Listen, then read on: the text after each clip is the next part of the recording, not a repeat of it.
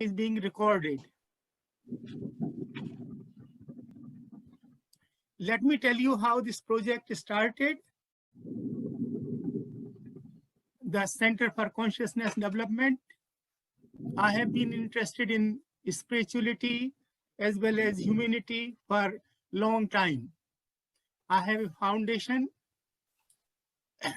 It has two objectives.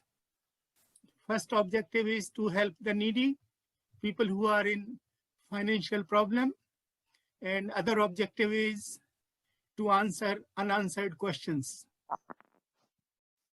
What are these unanswered questions? Is soul there? Is there life after life? Is God there? And these are my two websites. I will show you the link.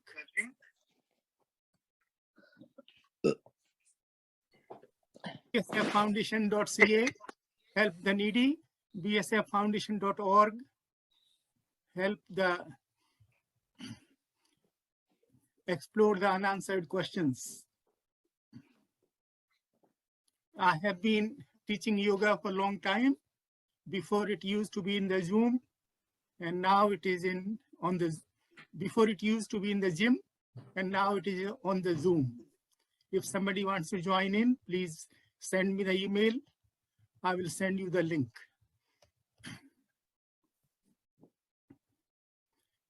Now, my background, I'm engineering. I am engineer, so the logic plays a great part in my thinking.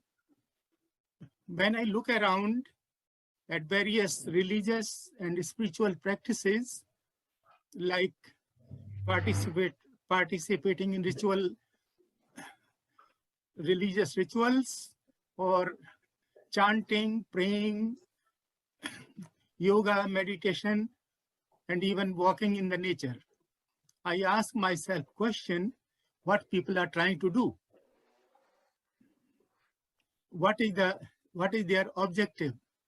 Also, then there are many unanswered questions, like just think, where does the space end?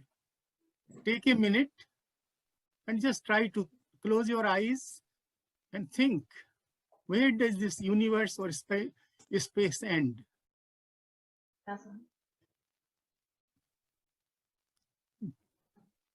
There is no answer to that, right? Same thing, on the other hand, there are many other questions. Some people have psychic abilities like mediumship, telepathy, or moving objects, astral traveling, and most of the people don't. Some people have near-death experiences, most of the people don't. Some people are filthy rich, other people on the street, nothing to eat. So when we look at all these questions, it seems that there is a bigger truth or universal consciousness, and we are being shown only a small part. We don't know what is the whole story. Take an analogy. If you went to a picture to see a movie and only few scenes were shown, you will keep on wondering what is happening here, what is going on. So this is what I find about the universe. Now, when I contemplate, I have come to the conclusion the objective has to be raise the consciousness. There is greater reality than we can see. You can call it universal truth, you can call God or universal consciousness. There is something bigger going on which we don't understand. So this is why we have decided to establish this Center for Consciousness, because I think if we can tap in this universal consciousness, we can develop intuition, we can heal ourselves, we can get answers to our questions. And the purpose of this Center of Consciousness Development is assisting people of all faiths, beliefs, backgrounds, and from the entire spectrum of diversity to improve understanding of the universe and our own reality, increase awareness of internal and external, and develop raised consciousness.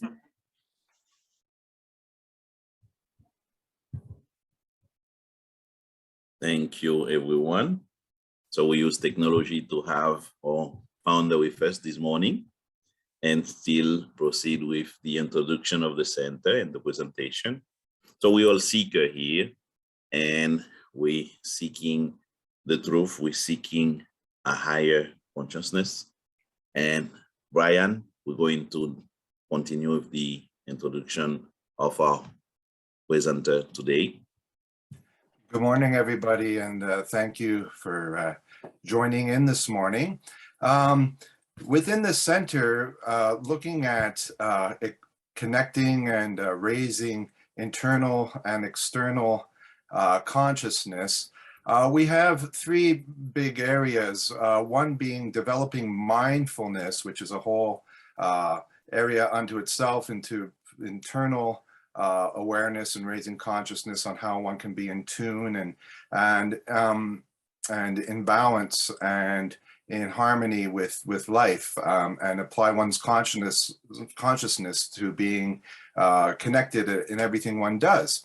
Also, we look at different practices and different traditions of looking at what consciousness is and how we can develop it. But another area is in ecological consciousness, to look at the connection within that total unity that we seek for often in meditation or other types of practices, and the reality that we're living in an interconnected universe of consciousness, and here on Earth, in life, there's a connection, and that there's an awareness of the interconnectedness of consciousness within the ecological realm and our part in that. Indigenous peoples have an intuitive, innate understanding of this all around the world, and in the traditions of Indigenous people, there is much wisdom and experience and knowledge to be shared on this level. So this morning, it is a great honor to introduce Elder Barbara Brant from the Mohawk, or in their language, the Tyendinaga people from the nation of Tyendinaga. The Tyendinaga are part of the Haudenosaunee Confederacy, better known to us as the Iroquois Confederacy. And Elder Barbara Brant is of the Turtle Clan, and she is going to be presenting to us today and sharing knowledge on universal consciousness, on ecological consciousness, and how that can be raised, and how the oral tradition of her people help us to connect and to understand and to carry on in a good way with a good mind. So my great honor to present Elder Barbara Brant. Thank you. Nyawa. Good morning, everyone. Just to give you some time to settle into the time we'll be together this morning. And this is an informal meeting, gathering. And also too, I just want to verify that one of the protocols would be to, in advance, ask for any taping. I will allow it today, just because you all look like you're fine people. So we will agree for my words to be taped, but protocols when dealing with elders with the Confederacy is all of that would be asked at an earlier stage. So just a little bit of housekeeping there. As we gather this morning, I'm calling in those that really you'll be listening to. You'll see me, but really, in fact, it is very large and very vast. We're here to talk about being together as a spiritual body and a balance and a harmony. So ideally, if we could just ask for that compassion to be with each and every one of us as we exchange and spend time together. Each of you as individuals bring an energy to the time we're together in circle.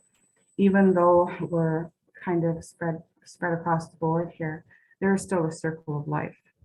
And we all agreed this morning to participate, to come in with an open mind and an open heart, not to judge, but to listen. So the key for consciousness to be able to elevate each of us is in the listening. And how do we do that? And what tools do we utilize? I'm trusting that we'll be able to cover some of those things. Sego, Skono, great peace to each of you. I did accept this invitation. I really don't know anyone here other than Brian. And I understand that he put my name forward to speak with this foundation. So I agreed to do that. And my mentors, my teachers have been all international. So this is not new to me, nor is it to them. My grandmother and teacher and mentor of near 20 years worked internationally with our contacts as Mohawk people. We are the founders of the declaration, which has spread all over the world and is seeking royal assent in the lands of Canada, Granada, the village. I have been a matriarch of my nation for a great number of years now, since birth. And in that process, I was privy to sit through the oral tradition with my leadership of my own family, my own community. To current day, I sit regionally and I sit nationally with the government of Canada as an elder. I really don't know what this is, but I know it's profound. And the one for sure thing that I knew in the beginning when I was listening to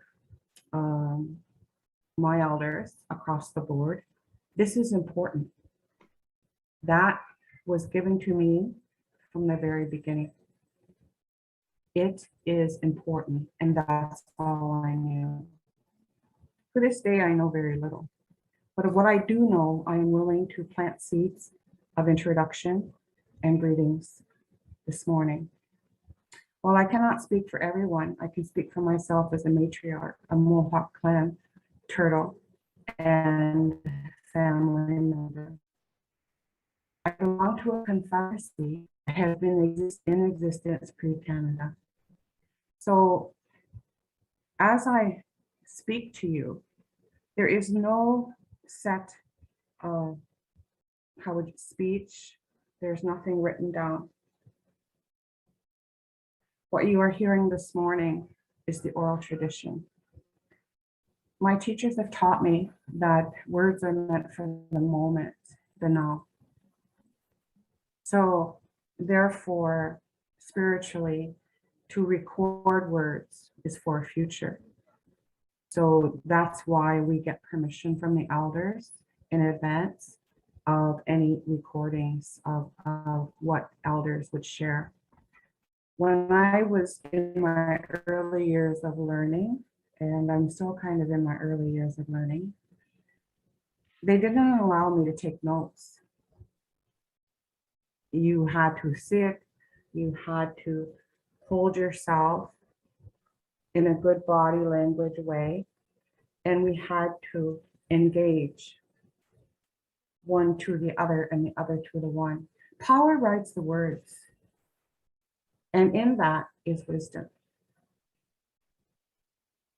So I learned quite early not to take notes, because if your head is down and you're busy taking notes, then you're not in the moment, in the direct contact with the energy of the elder. We call it being fed. So as we speak to the elders and they're speaking to us, it is a listening of body, mind, spirit, and soul. So this is what I was taught in the early stages. So I continued this practice with each wisdom keeper that is in my presence and I in their presence. Very important to understand the compassion. Any kind of consciousness must begin at a place of compassion. Compassion for self and then the other. That is the first piece. And through spending time with my teachers, they allowed me to understand this great love. And I continue to work at its understanding as each of us do today, this morning. It's a very powerful thing, not to be taken lightly. And certainly, we receive it with a sacred thought, a sacred mind, but more an open and sacred heart to receive it. The spiral. Our medicines work in ways for you. I'm learning white age, which is a female plant. I'm also learning a couple of medicines that are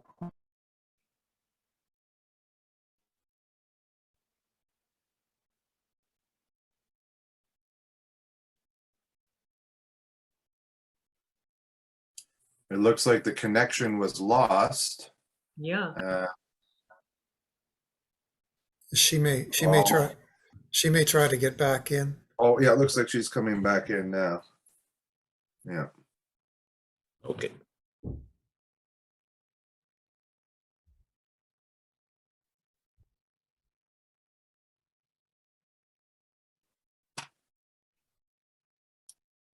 the medicines that I've burned this morning on your behalf through myself are quite powerful. And sometimes it can readjust and set things a little bit to reset. So it doesn't surprise me that the screen has been knocked out.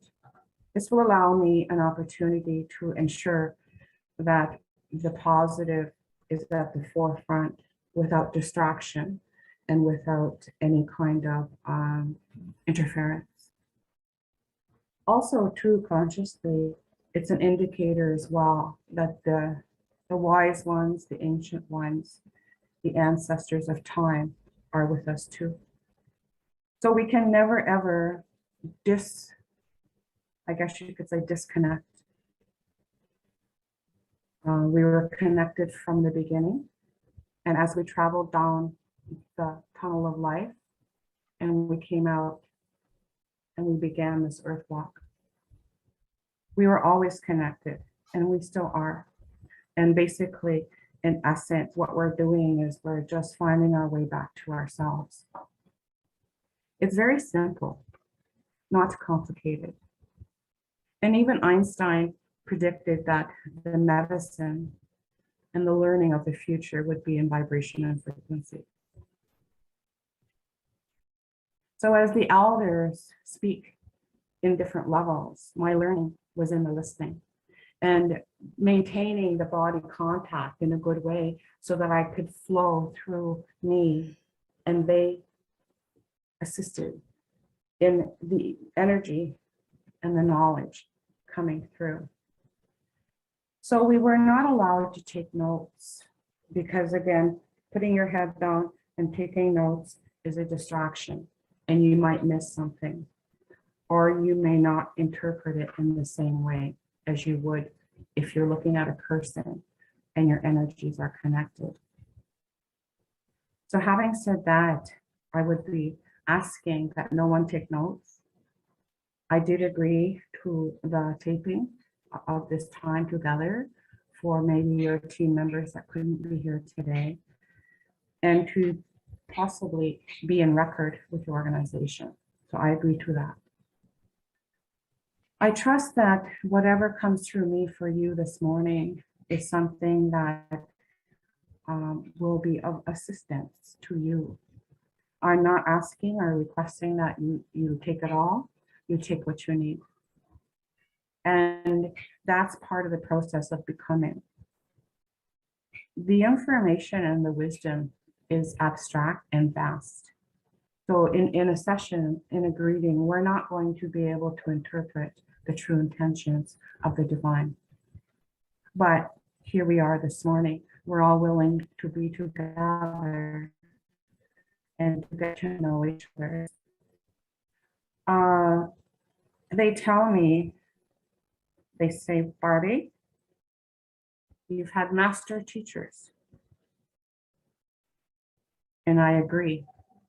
And I say that is true because I have.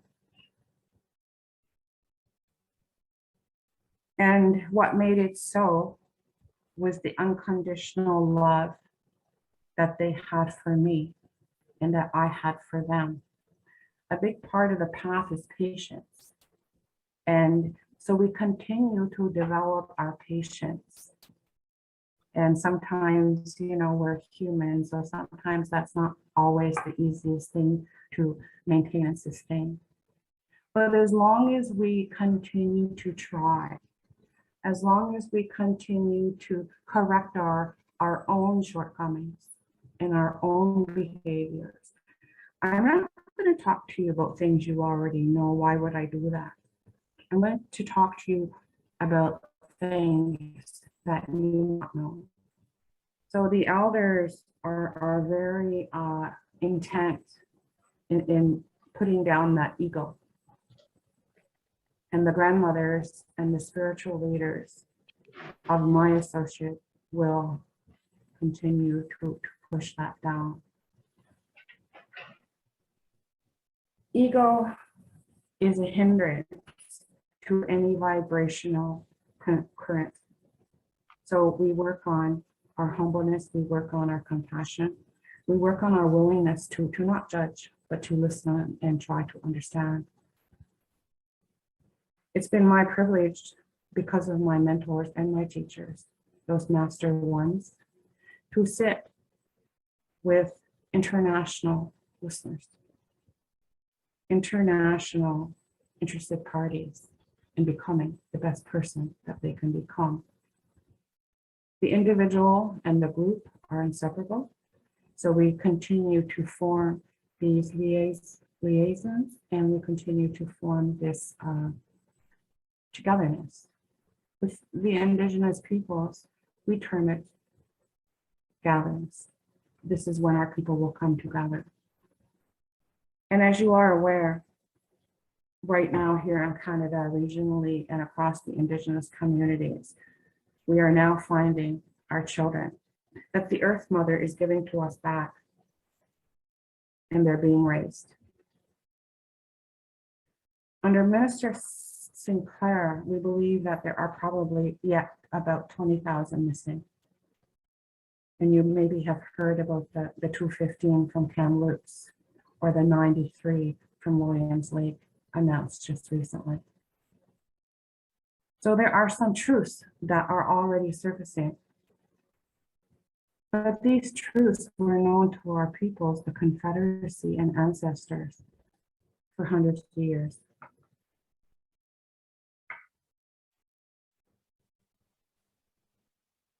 When it comes to children,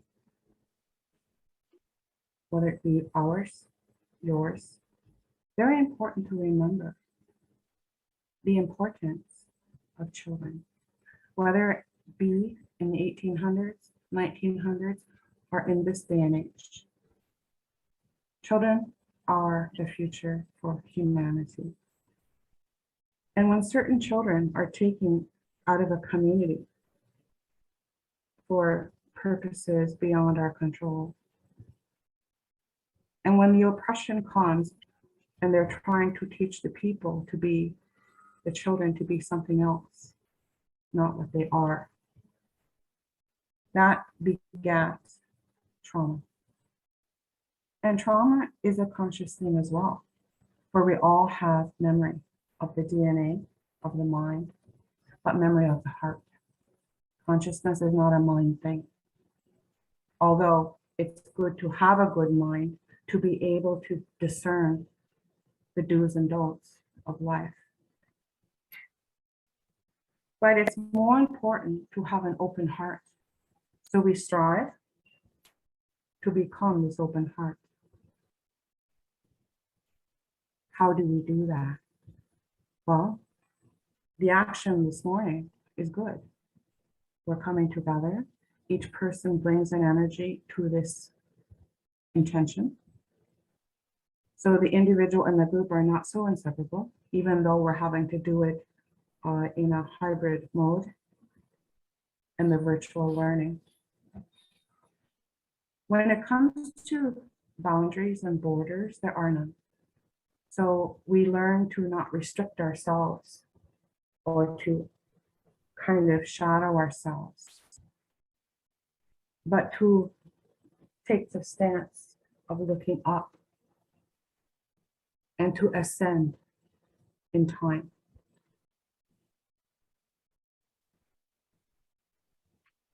The Declaration of Indigenous Peoples is taking royal ascent here in Canada, but we cannot claim this process for ourselves. My teacher, Grandmother Sarah Smith, was co-chair of the Declaration, and that work began in the hearts of many and the lands of 6 nations of the Grand River Territory near Brantford, Ontario. We brought in the top spiritual leaders from all over the world together. And these meetings and ceremonies transpired over about a 10-day period in total. Thus, the Declaration was formed. Those fires lit, those seeds spread around the world. I know there have been some meetings I've had to attend, and of course, yes is yes and no is no. There's no in between.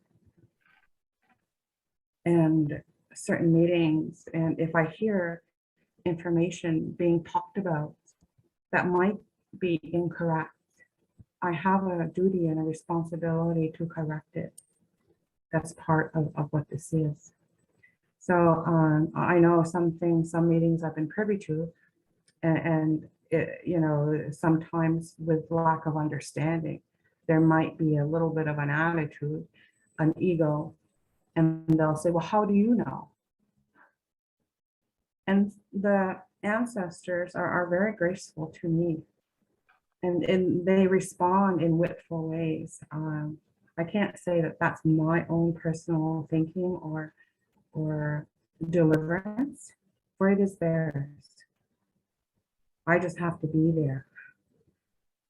So in essence, what was stated in response was because I was there. I was witness to the sacred unfoldment of the Declaration.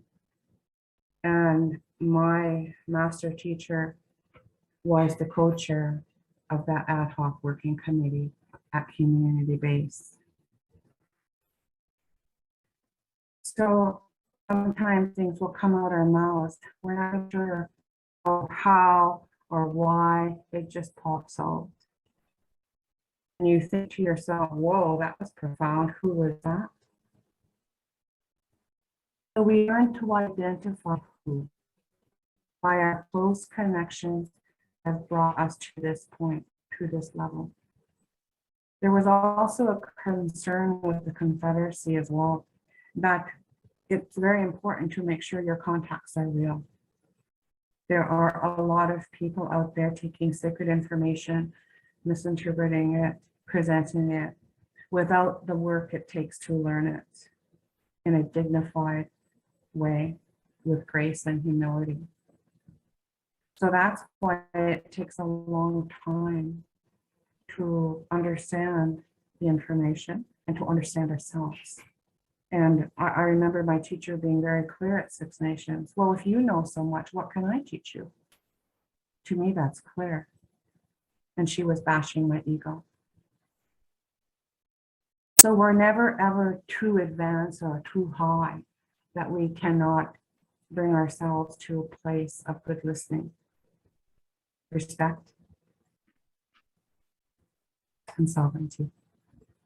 Sovereignty to be independent in ourselves and to fulfill our life purpose, whatever that is for each of us. So my mentors have through the years and my teachers have been my love. And to love at that level is incredible. It by far reaches.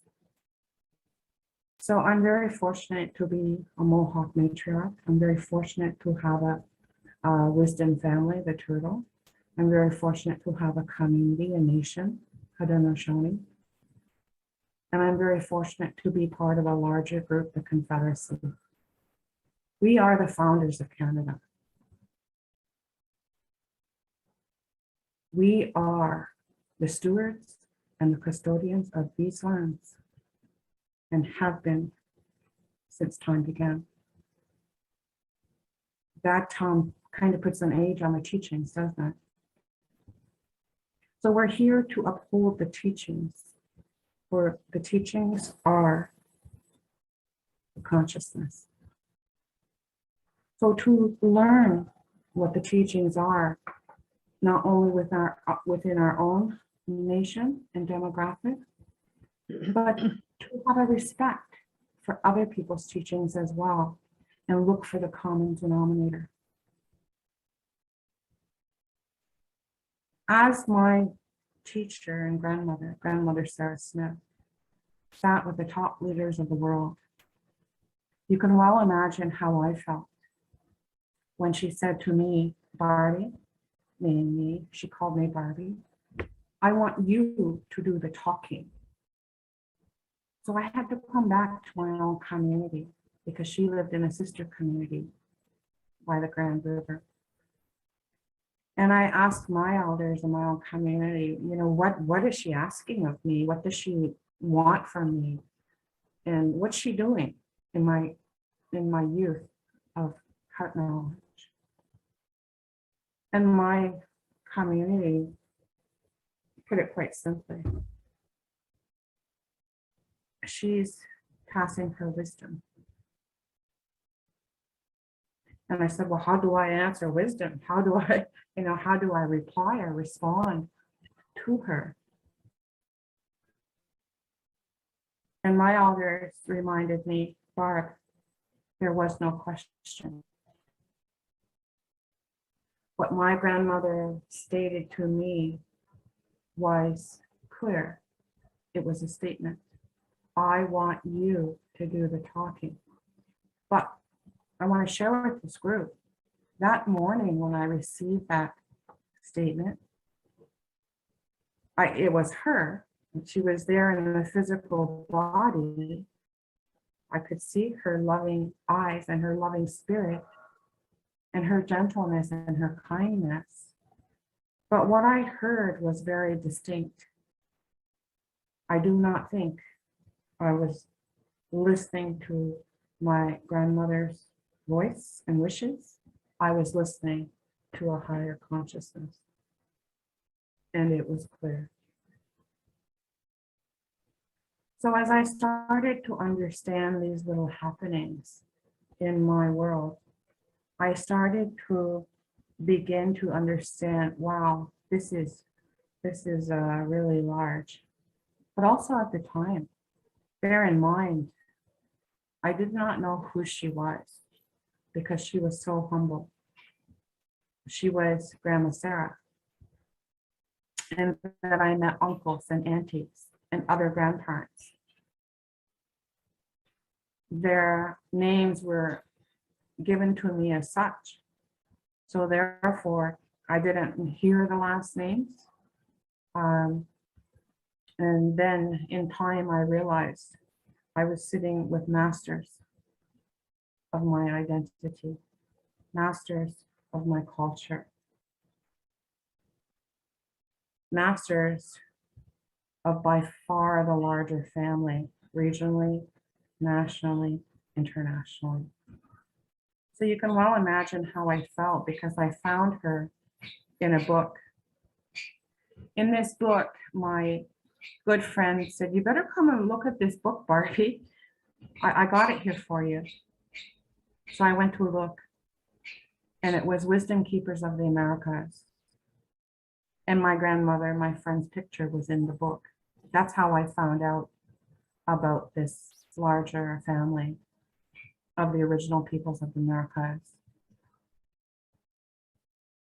And I was trying to put it all together to connect the dots, to understand. And my friend, who was 80 years old, said, "Barbie, slow down just a minute." And I looked at her because I think she could sense that my whole inside was just shaking and trembling. And she said, "Barbie, you have to think of all the people this woman knew all over the world. She chose you." That didn't make me feel any better. You know what I mean? I felt okay. I felt kind of all right. And I'm still trying to, in a human way, rationalize everything. And then I was able to calm down. But I felt in the beginning, I felt this is out of my league. This is way beyond what I am aware of. And I felt not worthy. And my teachers often say to me, while you breathe, the sacred breath, you breathe, yes, well then you are worthy. And there's no cultural nation indifference or difference that would create any kind of you're not worthy. So as I sit with my Confederacy and I learn more from them as each cycle passes, I learn more about myself. But it's not in what I know.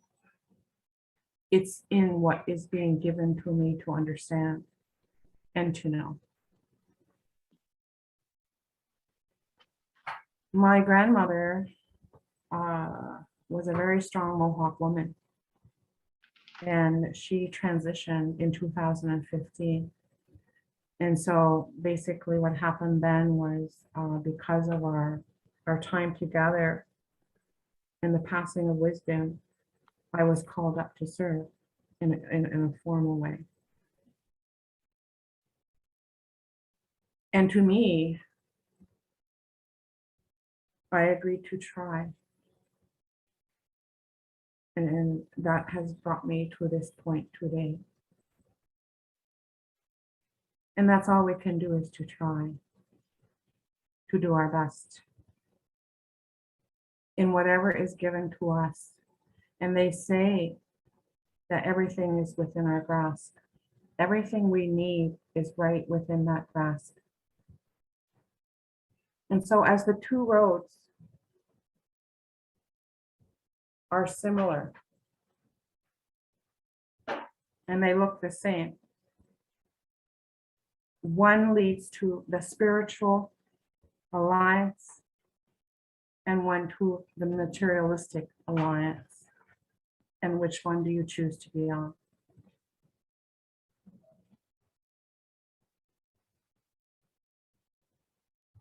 So we have this moment in time to be together. I, the speaker of the oral tradition, and you all, the listeners, to receive it.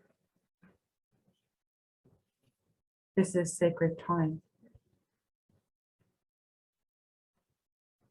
And as we make those applications to our own life path, whatever that is, and our true life purpose, we keep trying to tag what that is and to learn and to not judge, because that thinking and judgment of others will put blocks in your way. So very important to take a little bit from each person that crosses your path so that you can fully come to understand yourselves and your true life walk. As matriarchs, we groom our men in my culture, in my civilization. We groom our men. We are the ones to assist in their development as women. We choose our chiefs and we dehorn our chiefs when compassion has not taken the front of the line. So I am 8th generation granddaughter of Chief Joseph Brant, Captain Joseph Brant, chief by title by his people. His grandfather was a sovereign, and his grandfather would not lower the head to the crown because they were equals. It wasn't a disrespect thing or anything like that. They were equals. So the independence and sovereignty of humanity must be what it is. We cannot go ahead of those that know the way. And if we so do, then sometimes again, we create our own blocks. We create our own limitations. But by taking the time to listen to others, and as that wisdom power rides the words of whatever is being given to you as individuals and part of this group to hear, that is for you. So as you all continue on your paths to enlightenment, to development, to growth, to transition, to eternity, because we go on forever. They're in the circle, there is no beginning or no end. It is continual. So through the power of kindness, through the power of forgiveness, through the power of trying to understand another individual's point of view, we are empowered toward consciousness to do a little task for maybe ourselves in our homes, our partners, our families, our parents, our grandparents, our neighbors, to do a little task from a good place of heart creates a merit. And sometimes those little tasks by far outweigh a major happening. So to keep that in mind as we continue to serve others, it's not so much we do what we do for ourselves, it's what we do for the others over a period of time. And it accumulates and it spirals up. And then we connect to what consciousness is, which none of us really know what it is, do we? We're striving to understand what it is. And as that divine intention and divine energy and divine power meets us, we will become more, or we will learn more. But in the learning of knowledge and wisdom, my bird agrees.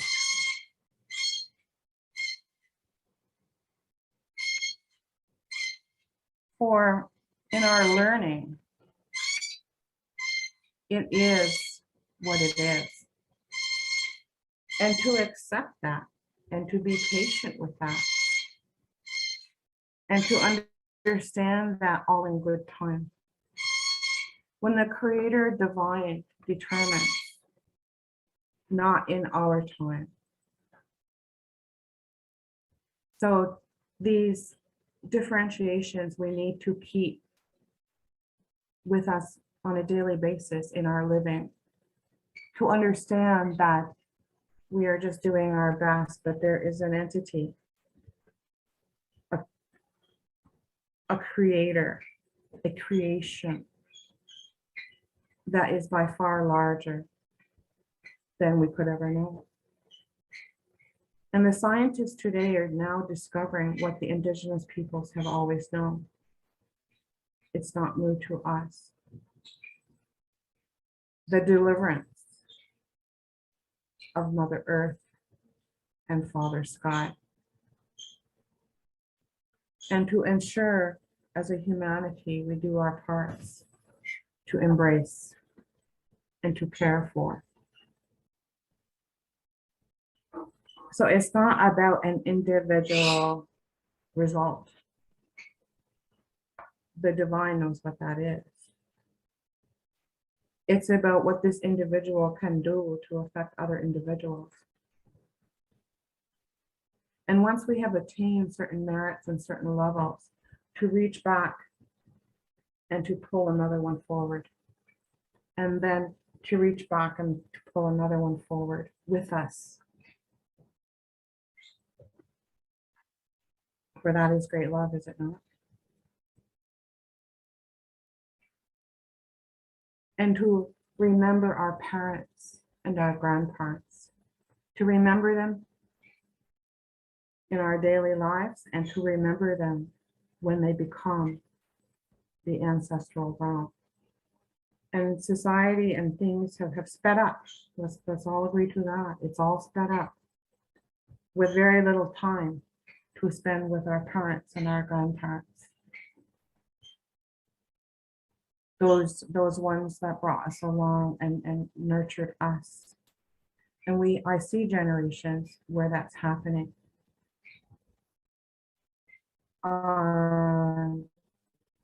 In Indigenous world, we had extended family, so our grandparents always lived with us in the home.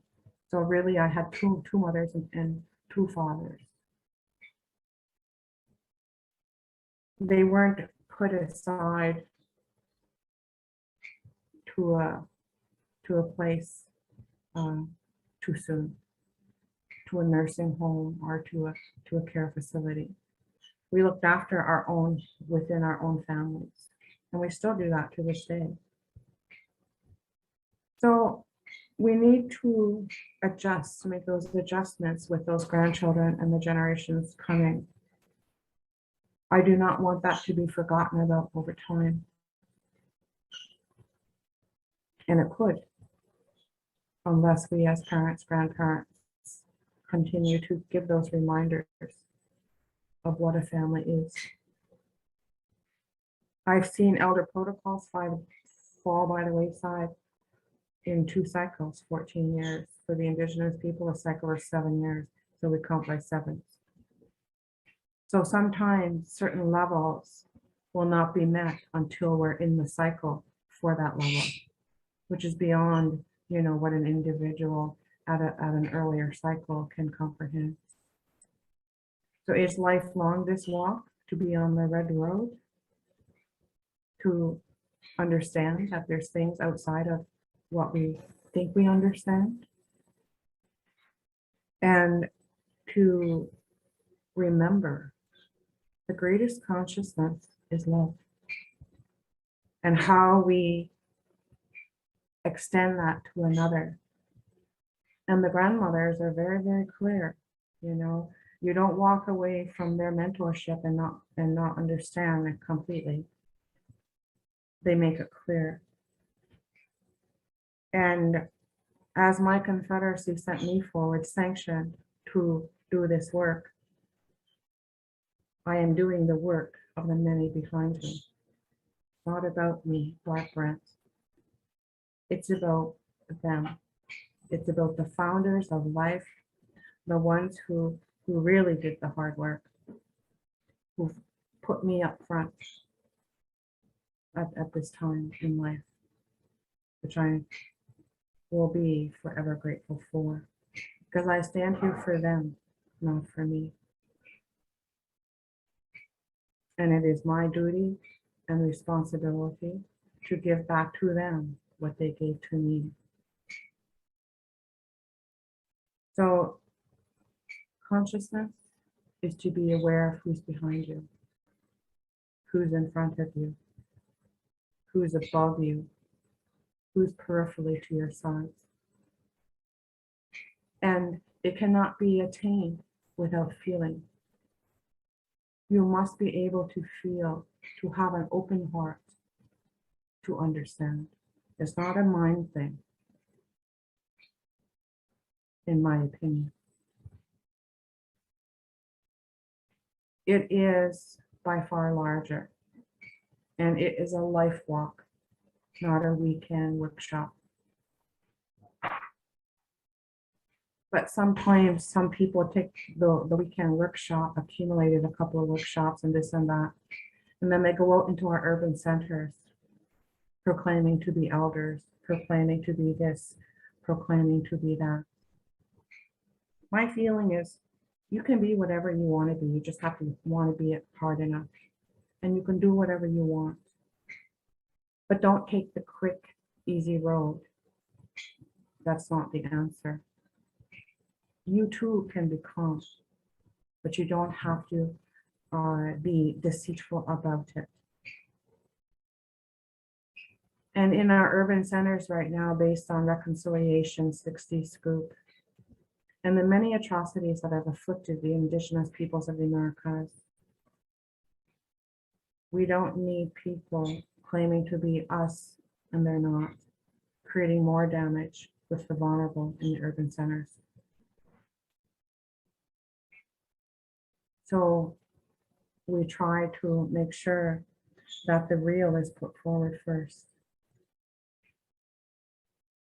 because we cannot aid in the suffering of others. We cannot participate in that. We must be who we are. So when it comes to suffering, we all know what that is or could have been in our lives. So the key is to rid that, to move that, but that ego, that jealousy, that pain, you know, those abusive natures and ways. We try to work on ridding that so we can become the best of a human being possible in this earth walk. But if we cannot feel the suffering of another, then that tells us we cannot feel ourselves first.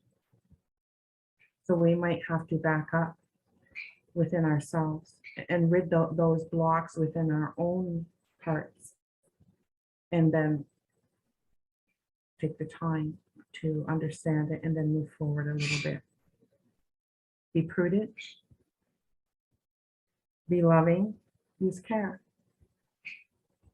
But most importantly, they talk about be kind, demonstrate kindness. But that kindness must be first to yourself, and to forgive yourself for anything that you carry to this day. We cannot live back there too long. We must keep moving forward. So with the indigenous spiritual leaders that I have been privy to sit with, I have been blessed beyond the shadow of a doubt. And as they continue to communicate to and through me, I am humbled to have been chosen to continue the talking. Through the years, I've sat with many. And it's them that have brought me to you today. So to be mindful is to be aware in our culture of those blessings yet to come. That is to be mindful. And that's clear. We hear it. We feel it. And as my friend chirps over there, he's saying, don't forget about us, the winged ones. And those animals that have gone through an extreme cold the last couple nights. The power of prayer and intention is what it takes. And when we all gather this morning, I can feel your prayers. I can feel your heart because you're here. And as the medicines inform me what to speak to you, then I have done my duty as I stated I would do. So it's not about talking about it. It's about doing it to get here this morning, even though it's very cold, to make sure that car started, you know, to make sure I had what would be needed to care for this group in the time we're together. So there's a lot that goes into it. And to ask my guardians to be able to assist me, to give to you what it is you need to hear. And those of you who are still struggling with love of self, do that work and do it diligently so that you can start to turn around and to rid the negative within yourself. Consciousness cannot come through and to you if there are blocks, and we all have them.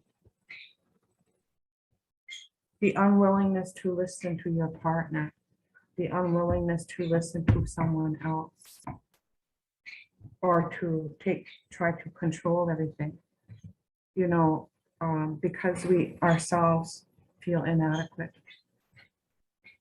So to work with those behaviors so that we can polish ourselves up. Take those hearts, brush them off, and a little bit of CPR. It's simple. It's good to be with people that feel good. And you can feel it. You can, you know, especially two of the grandmothers and the ancestors and the spiritual beings, they know and they can feel it when it's good. And when it doesn't feel good, they feel that too. So good medicine feels good. And if it doesn't feel good, be rest assured it's not good medicine. Simple. The grandmothers are always very simple and simplistic in their presentation of love. It wasn't any great big, huge words or things that you had to dissect to try to understand. They're very direct, and they're very simplistic in speech. The profound ones are the spirits around each of us.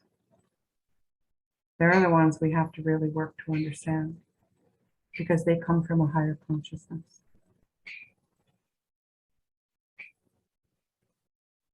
You know, to me, consciousness, well, it's a term, but to me,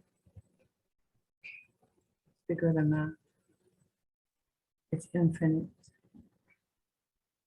So how can we make those adjustments and those wisdoms and understandings in the short time we're here on this earth plane? But we continue to try. We continue to surround ourselves with good people, like-minded people. And this is how we become. Strive to sit with the credentials of heart of a higher being. And you too will learn the expansion of the heart.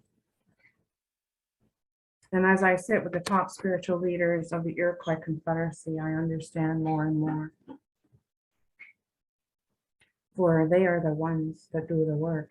I just have to get there, get to them, to listen, to learn, and to understand. So it's in the tasking. It's in the doing. So what you take from that and how you interpret it into your own individual hearts is entirely up to you. For that's free will and choice.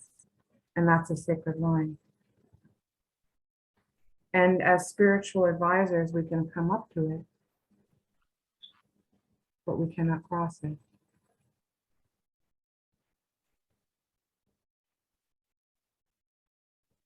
There's a lot to understand, but I can tell you I've seen miracles. I have gotten to as close as you possibly can to holy ground, however you interpret that, by your nation. And I have been privileged. Like any miracle, it's not something we keep to ourselves. No, it's something we must share to those who understand. But we cannot share too much because we're all at different levels of understanding. And the knowledge of the original peoples of the Americas, the grassroots people, it is enough to literally blow your mind. So we must use care. And now more nations and more societies are returning to the indigenous peoples to ask their questions. Be it so, because it's prophecy. We're just now returning to the original responsibility of the indigenous peoples of the world.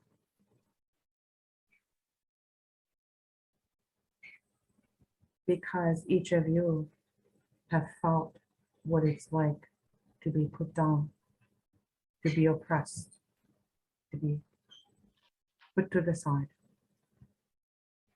and not understood or not listened to. The Mohawks specifically, our allyship with the Black Nation goes way back.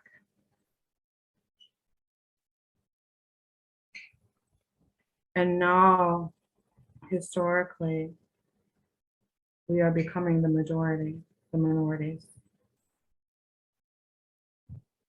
And what is to be learned?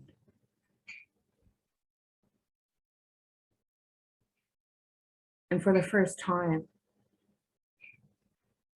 some people are starting to listen to the indigenous peoples, starting to listen. Because the care of humanity was our responsibility from the beginning of time.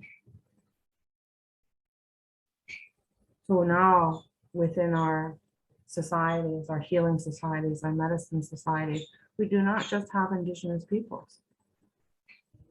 We have people who have taken the time to learn, have taken the time to come amongst us and become family.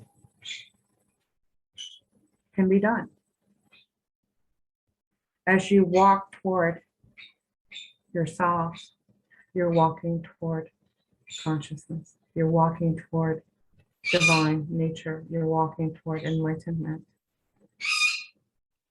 You're walking toward infinity. So how can I teach that to you in a couple of hours? How can they hang out, you know? So be patient with yourselves as you continue to embrace life, as you continue to embrace peace, because that's what power is. And if you can tell me it's something different, and I will listen, but I will not probably change my view. It's about peace. And if you cannot have peace with your soul, within your own mind and heart, how can you have peace with someone else? And it's a continuous practice no matter how enlightened you become or feel you are. It's forever. Because the circle is infinite. So what do we do today?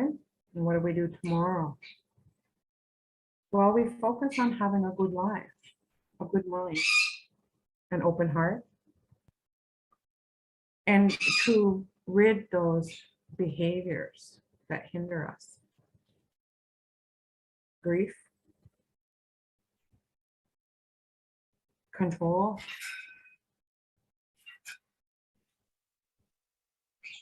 jealousy, anything that is negative, that is inhibiting you, that's what we work on. And my teachers had me doing that all my life. I've made mistakes, yes. I remember them asking me one time as part of a declaration, have you done anything that would embarrass Canada? Was the question. And my friends here all started to laugh. So loud, it caught my attention and I had to turn. But it was like, they weren't easing up. So I had to try to see who it was. There I turned.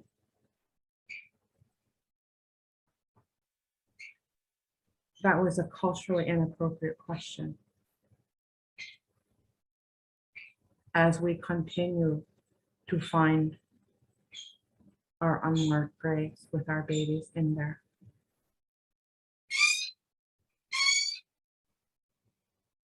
So I don't know if I've done anything to embarrass Canada. I've done lots to embarrass myself, but I don't know about Canada. So if we can laugh at ourselves, very important. Because sometimes we can take ourselves pretty seriously. And there's no greater medicine than to find in the self something humorous. The blessings we accumulate along the way are important. Those little tasks. Putting the hat on the grandchild to make sure the child is going to not lose the hat and be warm. Putting the little mitts on them. And doing it from a level where they are, not looking down on them. To take that mop and put that nice hot water in a bucket, dip that mop in there, clean, bring out it, and start to do the floor.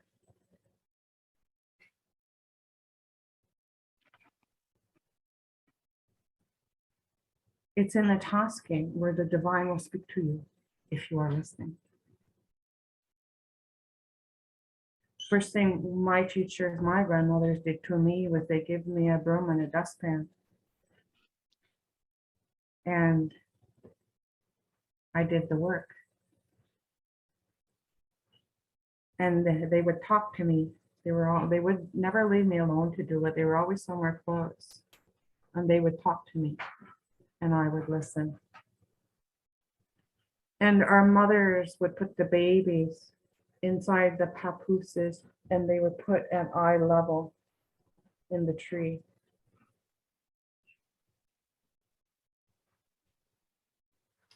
To learn.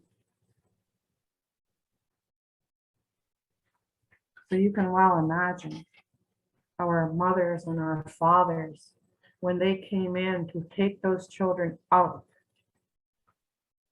and take them to another place, the loss. And when they said, we're going to take the Indian out of the Indian, and they thought that was the better way. Have I done anything to embarrass my country? No. Has my country done anything to embarrass me? Yes. So correct those questions.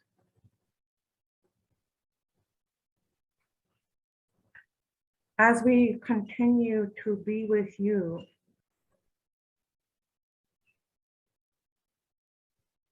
be the best you can be and love yourself first. And learn to continually change. Allow yourself to be someone different, to love. Then as you continue to hold that so close and feel it, then you can project it to another. You can reach back and pull somebody up. Consciousness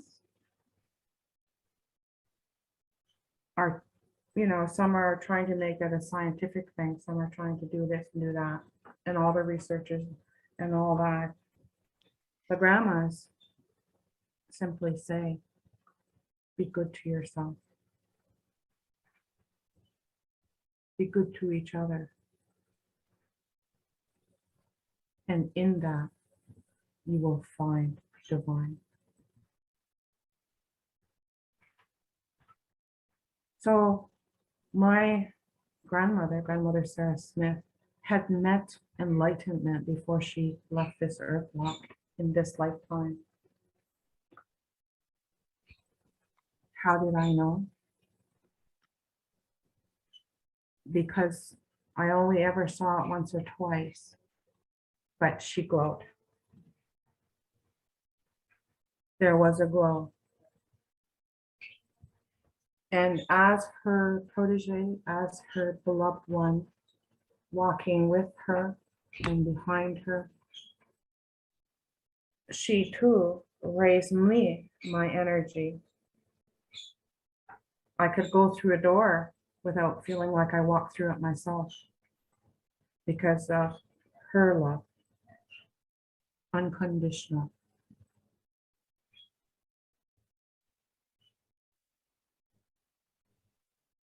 So it's not something we become overnight for sure. It's something we become when we remember to love. That's a word that has been said thousands and thousands of times through time, multiplied. But sometimes it can be the hardest thing for us to do. So as we feel the vibration of this meeting this morning, it is a process of me, them, feeding you, like a mother would do with a child.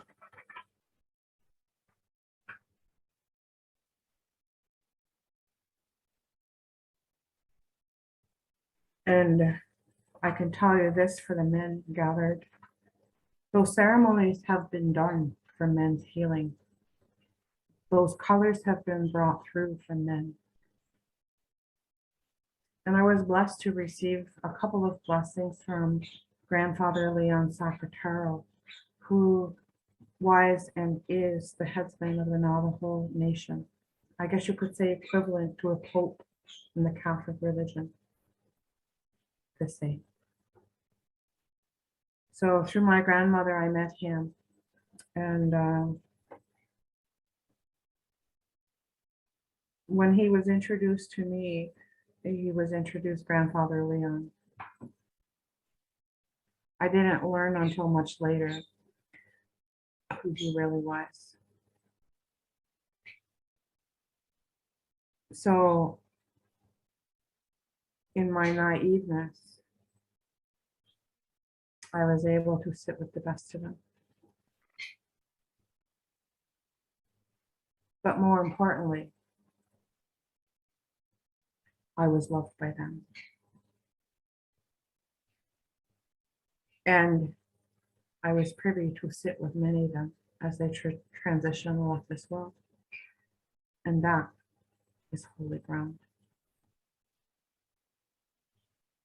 So I give this to you to take with you, to have and to hold, and to utilize in whatever way you so choose. It is your will and my will, and the intention of that for today. That's why we're here together. But it really is the will and the intention of the consciousness.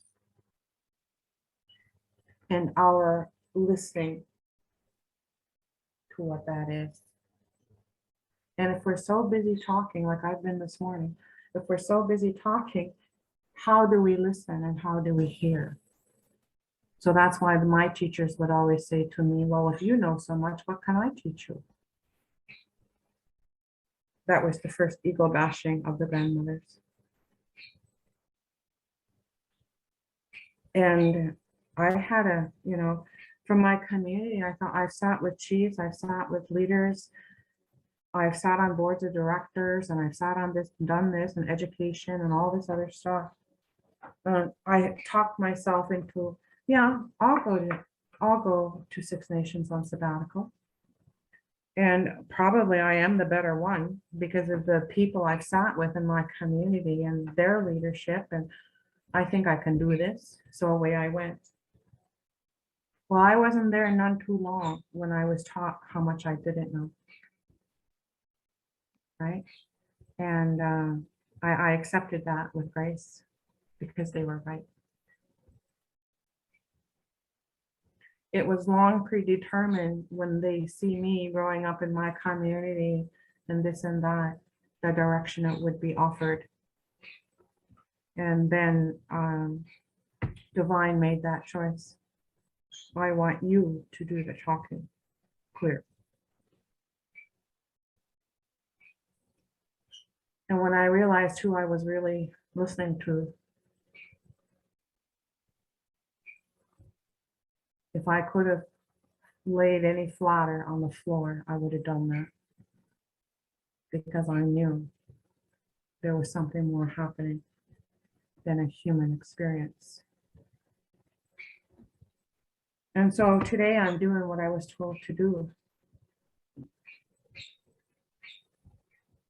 And when my grandmother came to me in the dream time, long in advance, when I was summoned to Six Nations,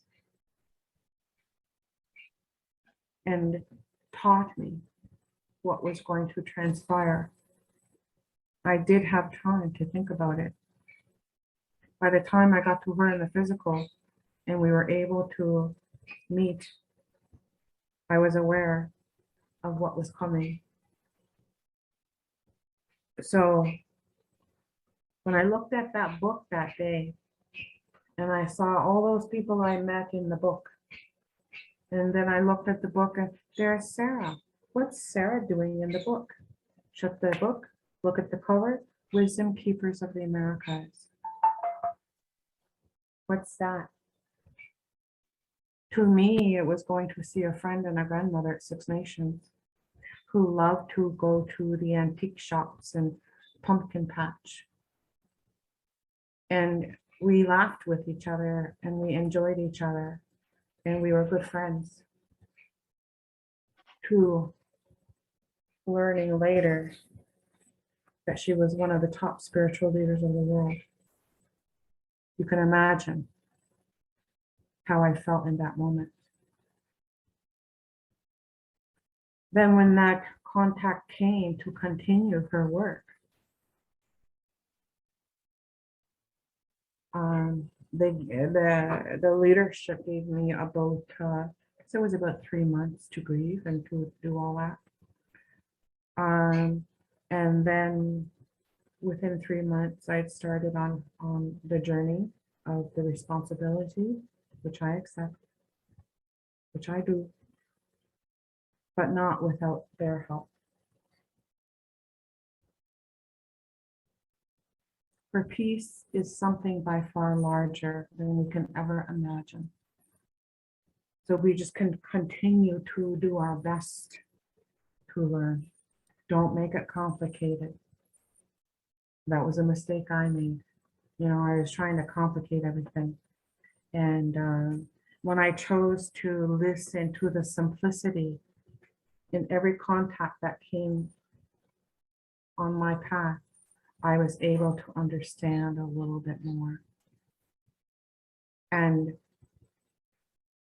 I don't know if I'll ever attain enlightenment in this life walk, but I'm trying to be the best person I can be. I don't know if I'll someday be a top spiritual leader, but if that's what I'm told to do, I will do it.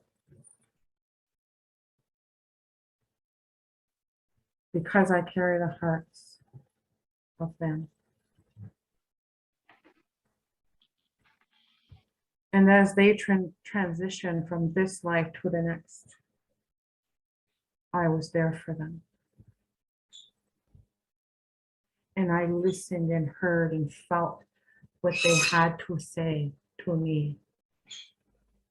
Everything they wanted to leave behind for you.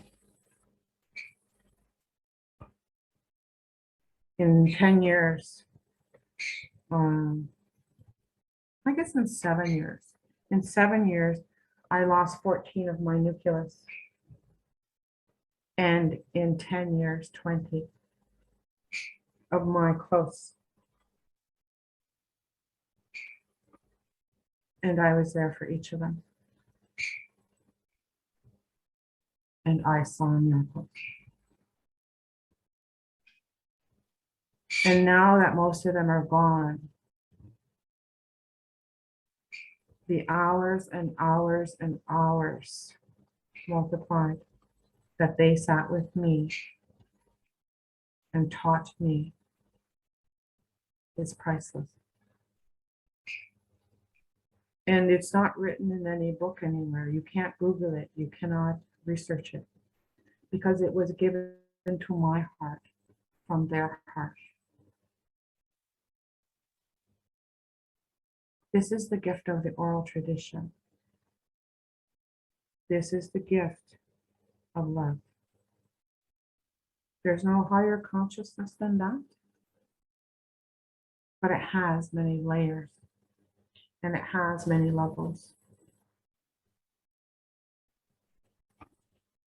So as we make our mistakes, we all will. We'll keep making them until we learn those lessons. But in the meantime, you're here this morning.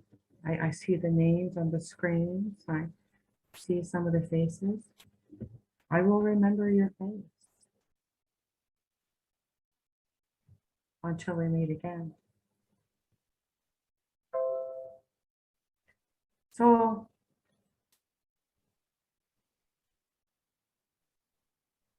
my teacher, that was next, because there is always a next. One will be there.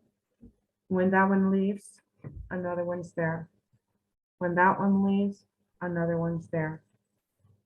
And it works like that. If you can recognize who they are. So when my grandmother transitioned in 2015, and that mantle came to me,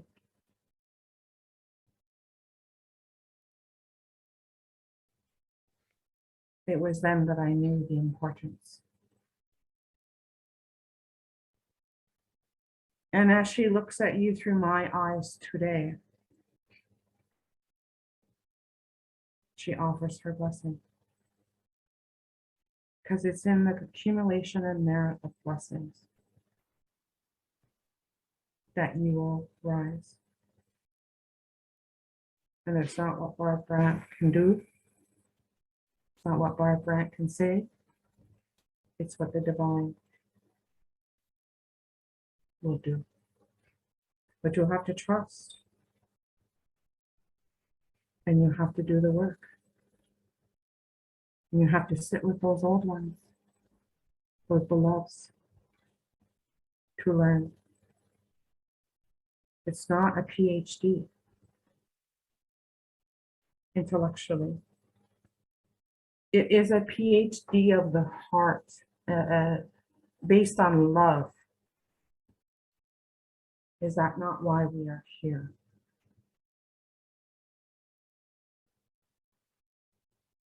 So the teacher, the next, he's a bear. Bear medicine, bear society. He's Tuscarora. He's one of the 6 nations people. So he picked me up after grandmother transitioned. So I've been privy to be at his side for well over a decade now. So you can see the years it takes my community, then 20 years, and then an additional 10, and then, and everything that came before that. So you can see the amount of time it takes to be faithful, to work with dignity, to know what that is, and to treat others in such a way. And then when that creator speaks to you and you'll know you've been spoken to, you're going to think, wow.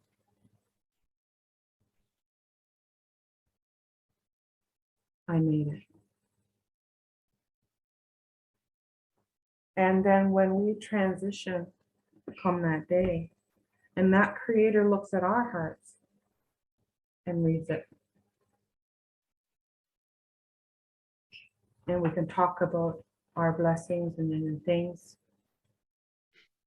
Make sure we give him the information. We give her the information. We give it the information. Grandma Sarah would always say, Barbie, how come you're always calling the creator him? And I thought, well, I don't know. I guess it's conditioning. And she said, Barbie, it is the creator of creation. How do you know it's a him? Right? So I guess I didn't. No, a him. So now to me, it is a beloved, a divine, something bigger than anything imaginable. And when Grandfather Leon Sacratero brought in those colors for the men's healing, it's already been done. All the men have to do now is step into it.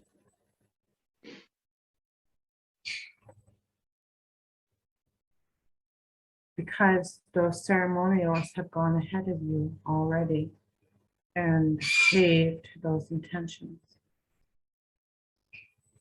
So they're very beautiful people, and I see some knowledge seekers speaking and listening here too, speaking in the non-language to me, but also in the visual.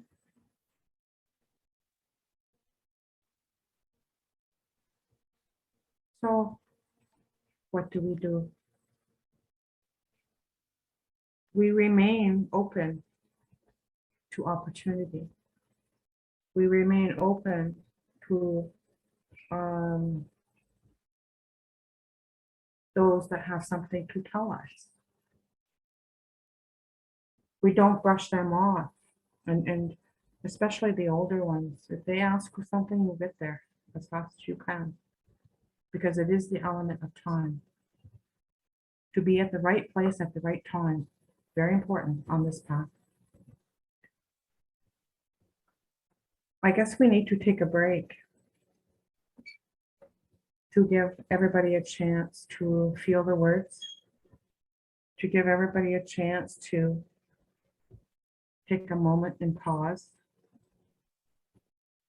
And I will turn this back to Brian, I guess, to close you out for your break and to give us all the instructions.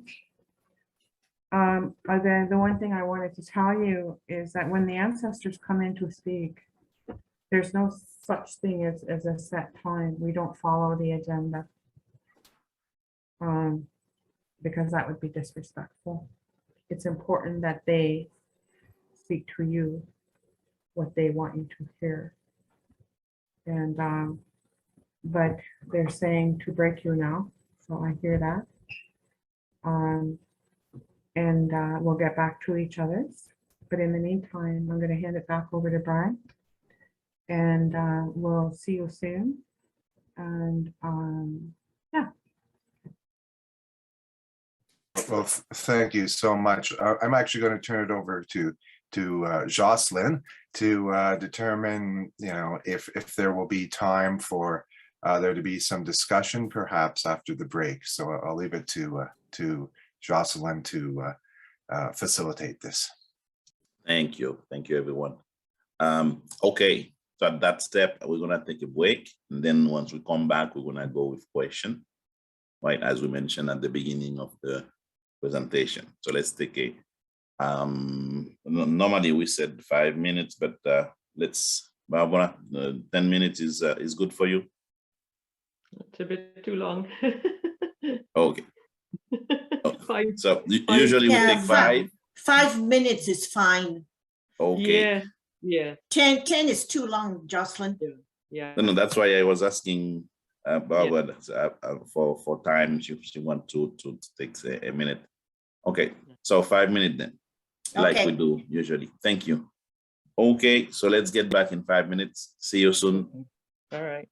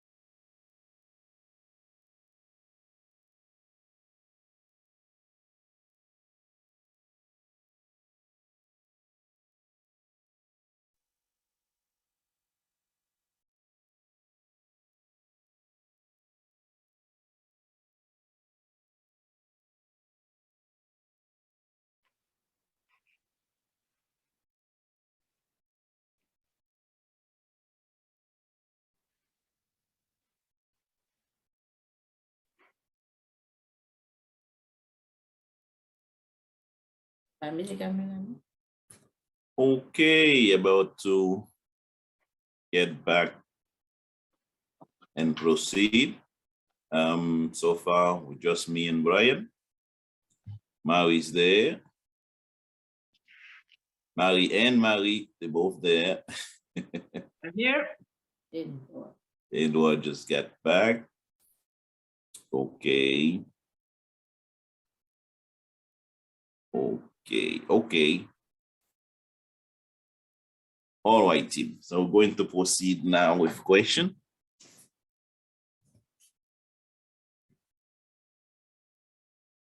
As always, but you use the end, and so we can organize in order pretty much the host asking the question. Who's going to start with question?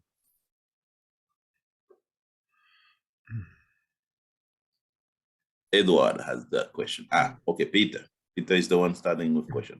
Let's go, Peter. Yes, hello, Barb. And thank you for just an incredible I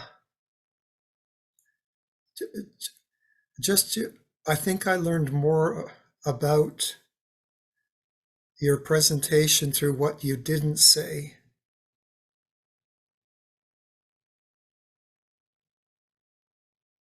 It was what was brought through with your heart, and that also was part of the content of your presentation. That I felt like the greatest gift that we bring to each other is what we truly are, and living from that truth, which is a universal truth. It's not of any particular race or religion or creed. It's something that speaks deeply to each and every one of us. And we know when we live from it. Again, I'm going to your talk here. It's so easy to know when we are living from that place, because if we are really honest with ourselves, we feel the deepest sense of peace. And we know at the same time we are expressing to our experience from that place of peace. So we are bringing peace to not just our experience, but to all of creation. Thank you.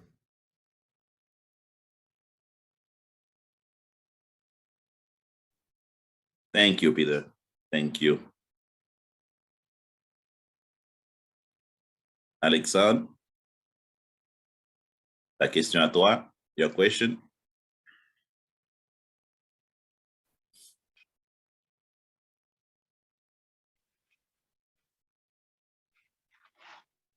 Okay, no question. Okay. I don't. I'm sorry. I just have lots of gratitude to listen to the wisdom of all the people and this gathering today. I'm just happy to be here. Thank you, Alexandre. Mary has a question. Yes. Can I say a little word?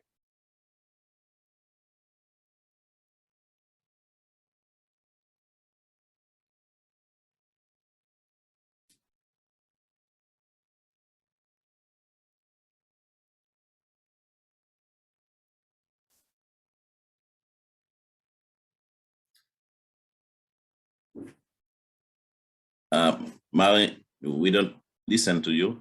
You're not talking, right? No. Can I speak? Oh, Yeah. yes, please. Right. Okay. Well, I don't really have a question. I just want to thank, I'm sorry, I forgot her name. I want to thank her talk in it, because I really appreciated the simplicity of it. It was so easy to understand that the words go straight to the heart. And I think that is the highest consciousness you can experience, going straight to your heart. And I just loved what you said about being the best you can be. I mean, just keep it simple. If you just keep that in mind, you can't go wrong. And then I loved her phrase of get a PhD of the heart. That was precious. I just loved it.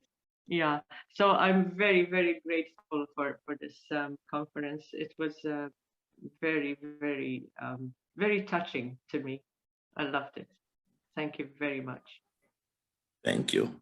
Edward. I wasn't going to speak because I'm not very sophisticated in this seeking, but I've looked at a number of traditions, and what Peter had said about the universality, how the indigenous tradition and the Eastern tradition and even Gurdjieff are basically saying very parallel things. I'm just wondering, Barbara, are you aware of the connection of these various traditions? And is that a true observation on my part?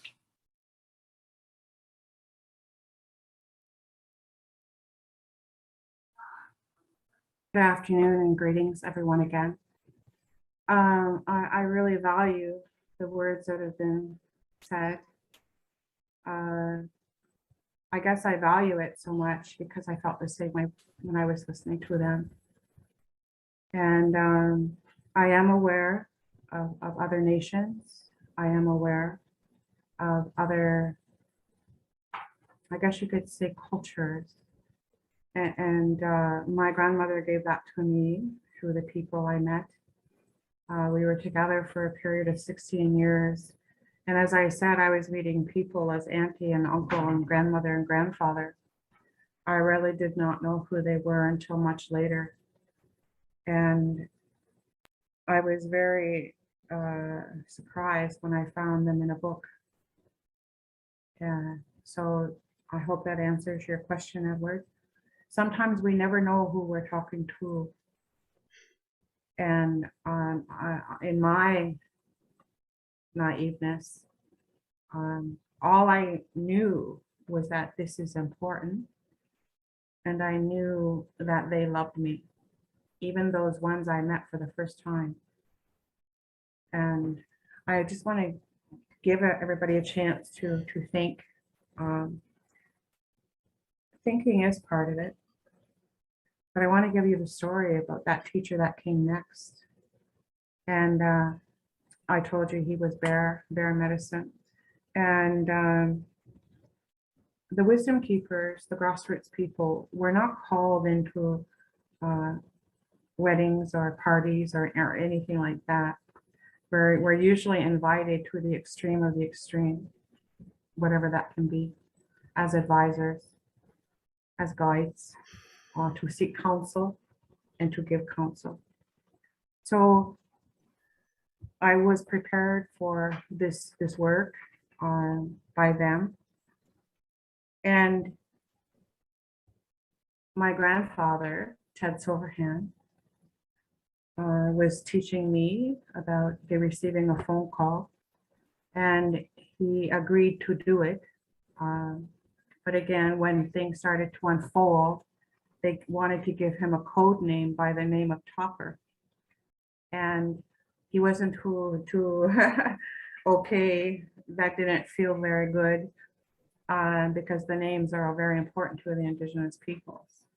The grandmother, the grandfather, our language names, our spirit names. So, but he said he agreed to it and he would go along with it. So they sent a big fancy car to pick him up. And so he got in and they took him to a very 4 or 5 star hotel downtown on the US side. So he went, and as he was setting up, like I set up for you today, making sure that everything was here to hold your energies and to hold this space. And then I awaited the people to come on the screen. He did the same. He got there and was picked up by the fancy car, got there, got up, and had everything set out. And he was just doing his final prep. And then the door opens to the far corner. And he said, Barb, at the time, all I could see was lights coming toward me. And he finished, and then he looked up. And there was a hand that came across the table to shake his hand. And he said, hello, Topper. It's Elvis Presley. I'm glad that you could come. And then they sat down to dialogue. So grandfather Ted Silverhand was with Elvis Presley the last years of his life. Elvis Presley was Indigenous. They say even if you have 1 drop of Indigenous blood, you are Indigenous. So now he had met that contact through Johnny Cash. And they were good friends. And just not that long ago, grandfather received a package in the mail, and it was a picture of Elvis, Johnny Cash, and Ali together.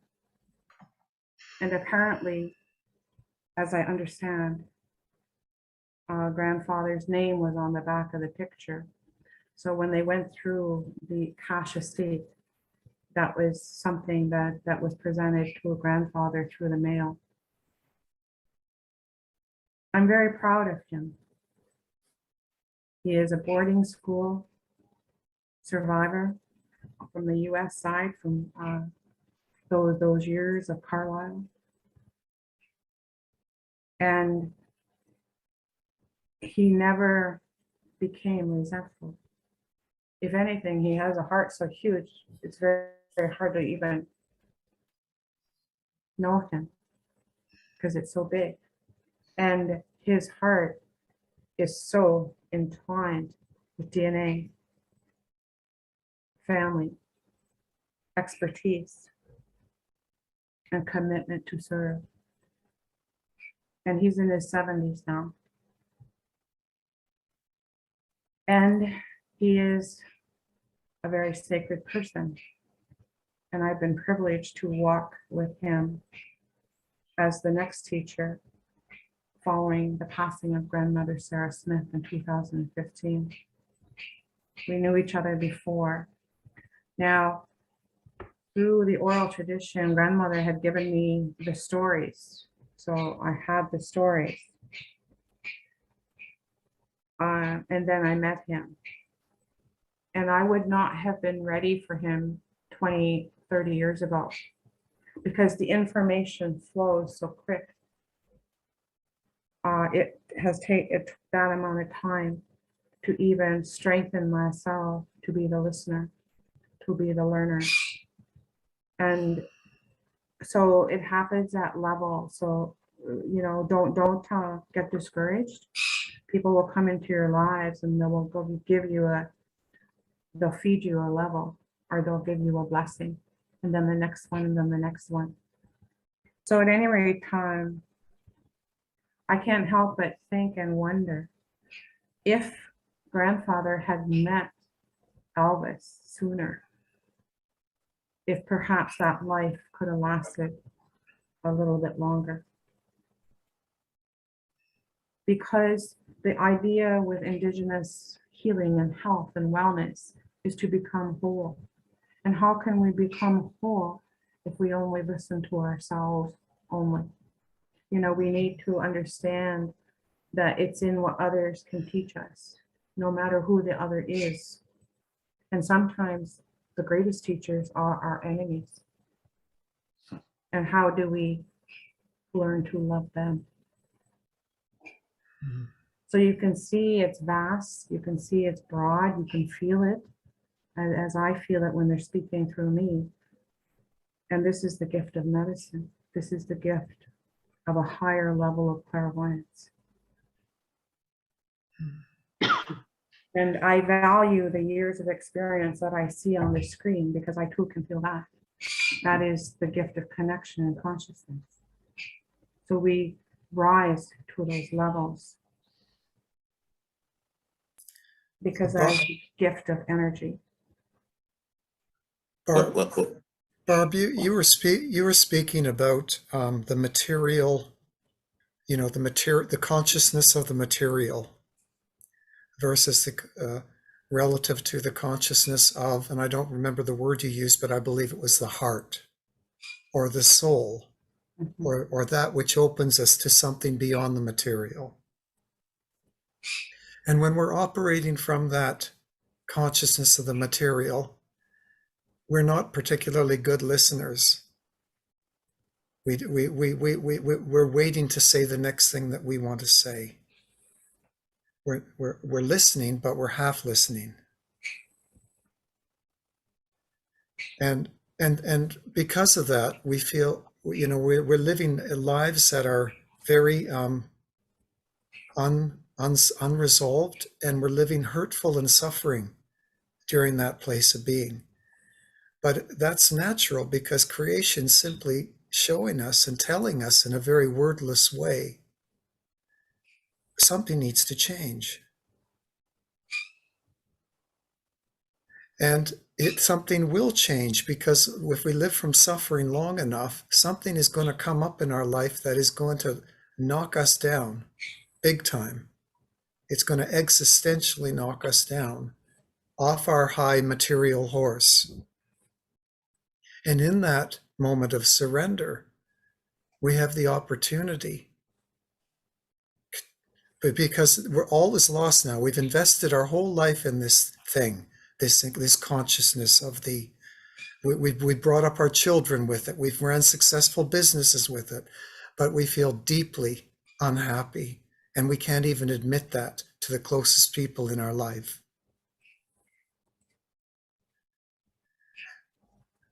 So we surrender. We have nothing left to do. And I'm speaking from personal experience on this one. I had nothing. I said, something has to change in this life. I can't subscribe to, I'm a person that should feel this way in my human life. When I look around me and I see the miraculousness of this planet, how can I not be the similar miraculousness? But I knew that the wisdom I needed was not going to come from a priest or a pope or a president or a prime minister. Where am I going to get this? And I literally come to an understanding that I need to surrender for this understanding. And I literally felt my whole, like, in other words, put your whole life on the line. You're willing to put this life on the line because it doesn't mean anything to you like this. You need something that, and in that surrender, that existential surrender is heard by creation because it is the deepest prayer. And that prayer was heard for me 10 years ago. And it opened up to an energy that allowed me, that I understood within the energy that I'd never felt before in my life as a human being on this planet. To actually have the energy to see this, to observe for the first time in my life, this well-invested ego that I had put together meticulously at the behest of the culture, and realize that it was fraudulent in totality, that something else was me. This was not me. Nothing to do with this was me. or anyone. It wasn't a personal, it was not a personal movement. It was simply an understanding that we're all this, not just me in this moment, but we're all this state of connectedness and caring and kindness and being here for each other in an existential way. And I continued to live, even though that was an incredible experience, I honored it. And for the past 10 years, I've lived my life from that experience, because the experience basically said, you are not this, you are this. And the thing that I thought I was before hurt and suffered, and the thing that I now live as, even though it was challenging to live as that and move ahead in my relationships with my family, with people who knew me, I realized that I had to honor this experience, and I had to live from it in all aspects of my being here.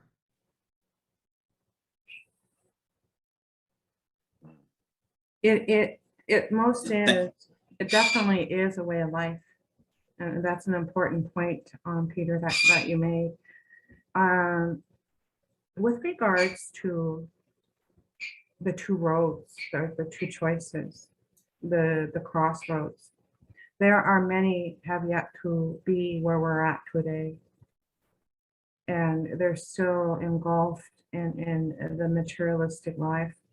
While over 50 and 60, and when you start to look near the end of your human life, we're over 50, you're getting ready for that. It becomes very pronounced. But what I heard when I was listening to you, Peter, was that it's about purification, cleansing. It's about ceremonies. And it's about meeting those people that are more advanced on the red road, the path of life. And they're the ones that bring us forward. So it's not so much what you know, it's who you know. And those ones that come to you with those sacred blessings, which are the manifolds and manifestations of divine nature, we receive those blessings from people.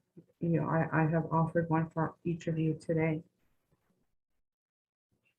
So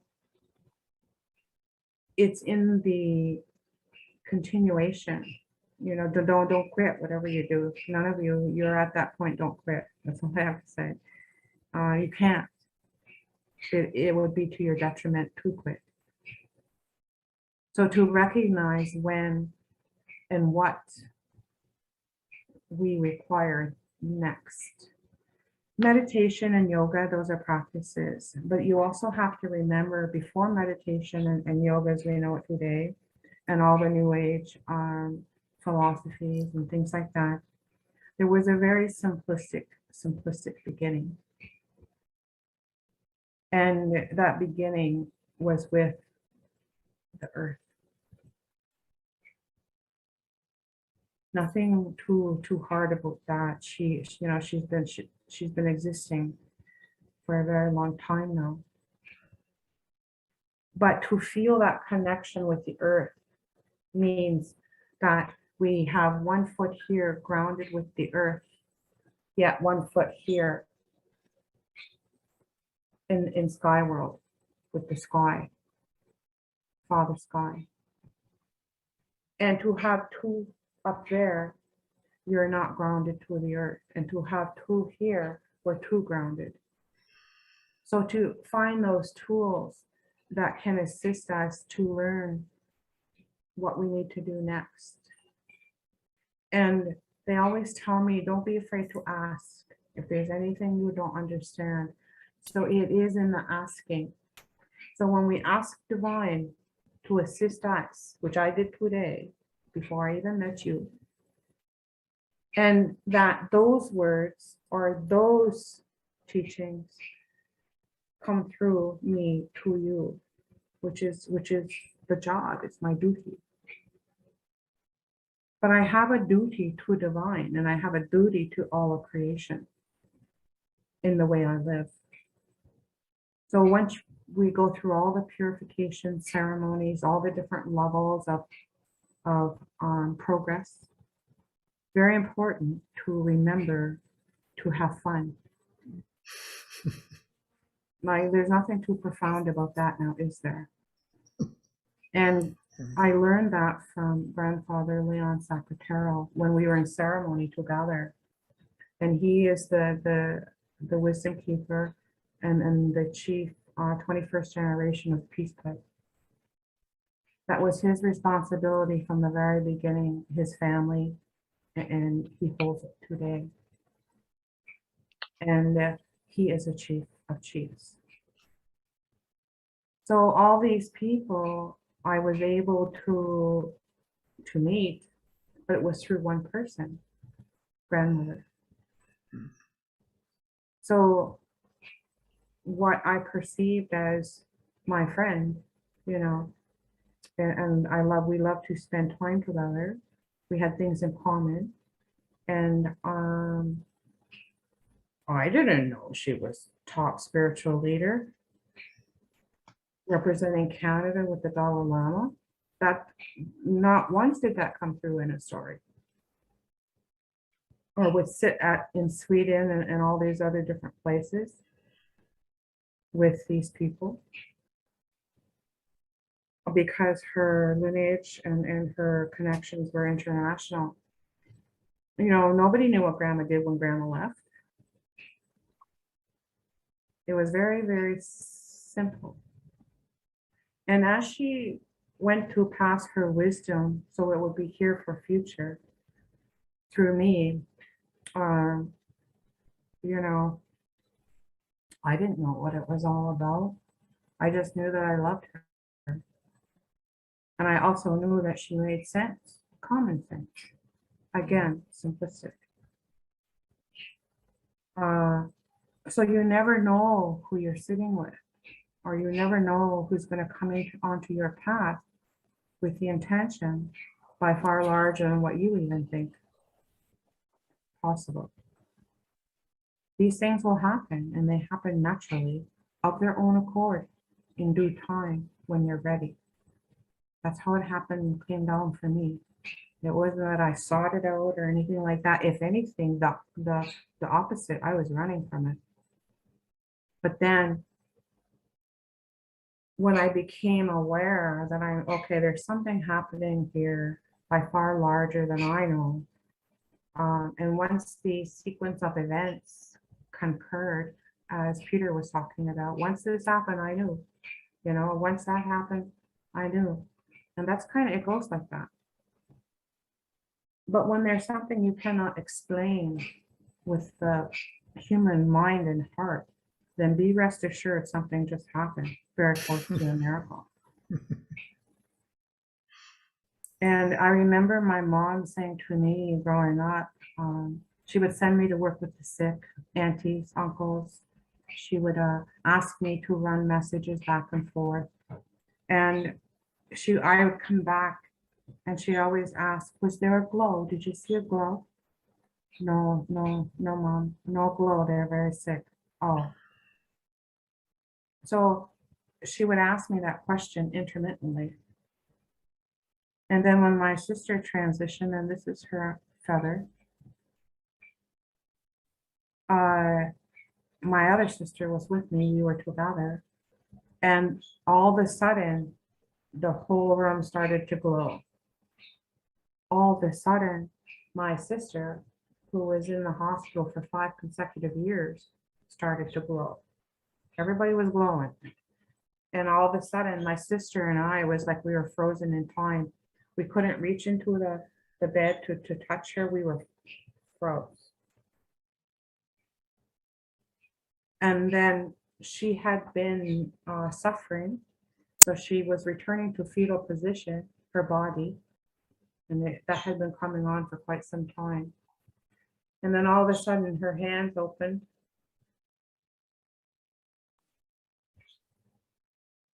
And she reached up and she smiled and she was happy. Eyes were open and away she went. Wow. Wow.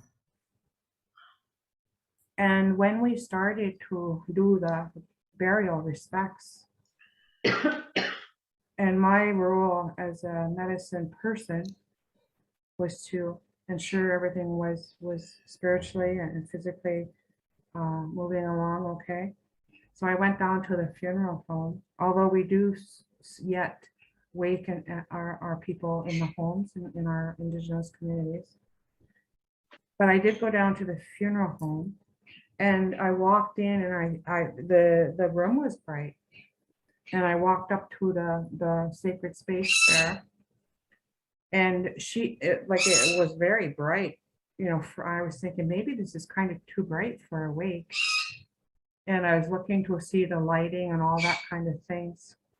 And then a deacon came in who works at the home with the clients, the patients. He come in, and he was standing there beside me, and I was still trying to figure out why it was so bright in the room. And I thought, well, maybe it's because we have her dressed in bright clothes. So I'm trying to form it in the human mind. And then the deacon leans over and he says, ah, she's still glowing.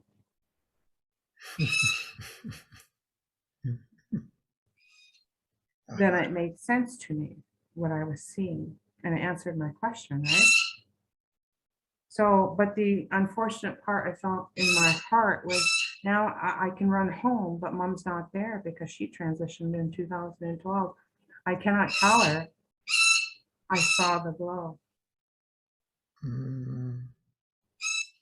But I'm sure she knew someday I would see it, because she asked the questions that amalgamated the present with the future. So some of the lessons we don't realize or understand until later. And I can see that each of you know that experience. It's sometimes later. With the wisdom of the wisdom keepers in particular, their wisdom is so profound, it's taught, those seeds are given, and through ceremony and purification, and over time, we begin to understand what those teachers really said. And as they left me here in the physical and transition, I am now, even now, understanding their teachings. And they've been gone for numerous years now. One chief in particular, he's been gone for over 2 decades.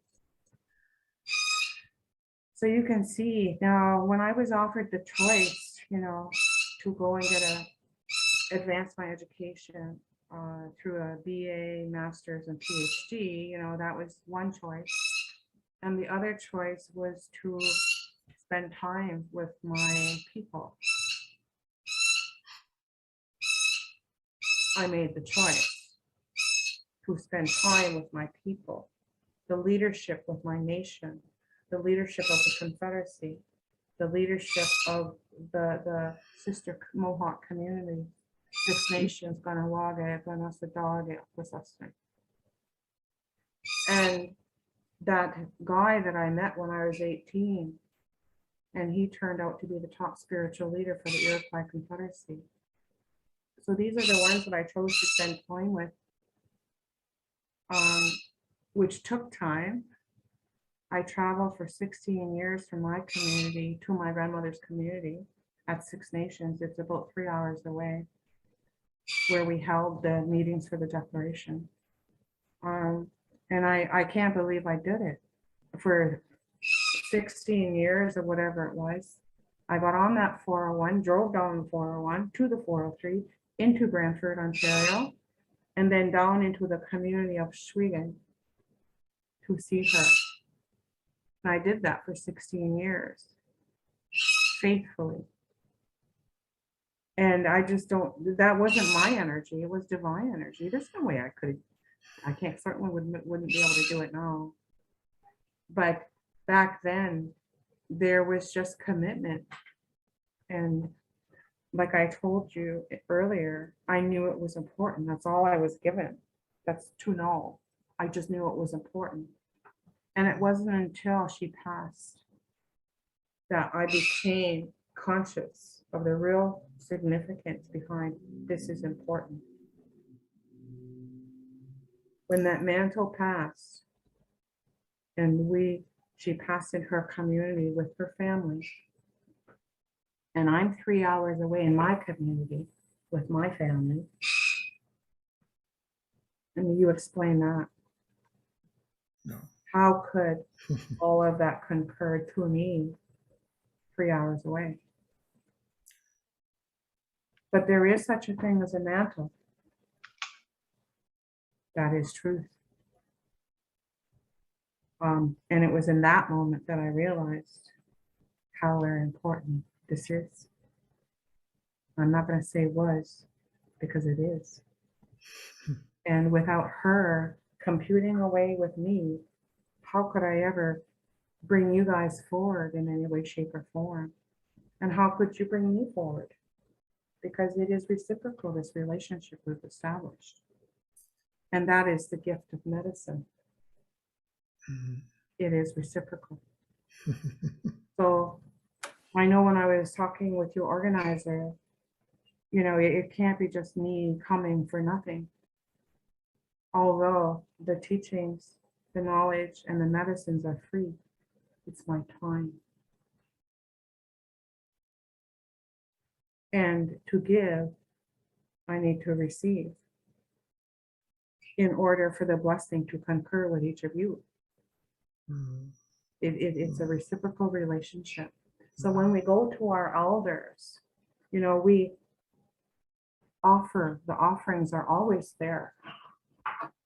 And they're beautiful offerings and simplistic.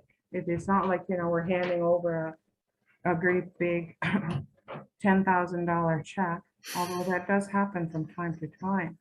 But it's like the presence itself and the token. And people don't understand when you bring or call a wisdom keeper into your presence, and then when you call a whole bunch of them, you know, there's got to be a reciprocal thing happening. Because if it doesn't happen, then only one-sided is the blessing and the other side is empty. Okay, so it's that. Remember that with the Indigenous peoples, because when you set an appointment with the Indigenous peoples, the grassroots, the elders, whoever, the chiefs, our hereditary clans, or whomever, when you set that time aside, you are not meeting with them. You are meeting with the Creator. And we are just privileged to be here and humble to be here to receive on behalf of the entire consciousness. That's, and now if that doesn't humble you, I don't know what will. Okay, so when you meet a grandma and the grandma disciplines you, don't take it personally. Say, thank you, teacher. Thank you for loving me to tell me that so I would know and understand. So it's not to hurt your feelings, right? It's to teach protocol so that you can attain higher elements of love. So simple, yes, yet complicated when it comes to consciousness. Okay, because consciousness is all things. So from a very young age, we're connected, we're grounded, right? And we learn whatever it is we're meant to learn. But the most important thing is to remember those who taught you. And I know the Buddhists, they're just busy burying one of their teachers who was 95. Well, I have seen my grandmother in those circumstances, sitting with these people. And I am her granddaughter. I am her beloved. And she taught me. And she was not anything else other than who she was. She was herself. You know, there was no era. There was no phoniness. There was no nothing like that. But in her presence, you could tell you were sitting with something good, good medicine. Mm. So that's how I got chumming around with her. She had a real sense of humor. You know, she could really come out with them. And even though there was the big difference in age, I just loved being with her, as I did those many others growing up in my community. And later, when I got the phone call to serve, I don't know what I was expecting as I was learning from all this. I really wasn't expecting anything because I didn't know. I just was going along with everything, the energy and the guidance. And then all of a sudden, one day I got a phone call. And the phone was ringing and I was at Six Nations Community. So I pick up the phone and I answered it. Hi, Barb? Yes. Ted here. I said, oh, hi, Ted. Hi, Barb. How are you? I'm fine. How are you? Oh, I'm fine. I'm just calling to tell you. I'm just calling to tell you that you made it to the big leagues. And I said, oh, okay, Ted. Thanks. Okay, Barb. We'll talk soon. Okay, Ted. Bye. Click.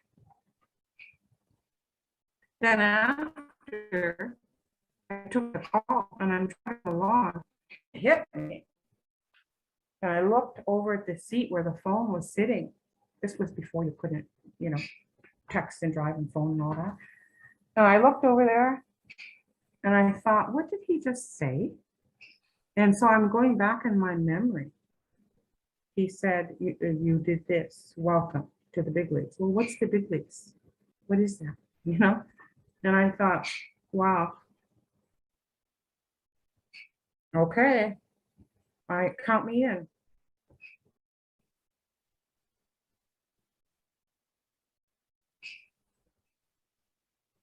And when you sit with the ministers and the prime ministers, and when you sit with the homeless, and when you sit with the prostitutes, and when you sit with whoever you're asked to sit with, and you can love them and give them hope, that's the big leagues, I guess.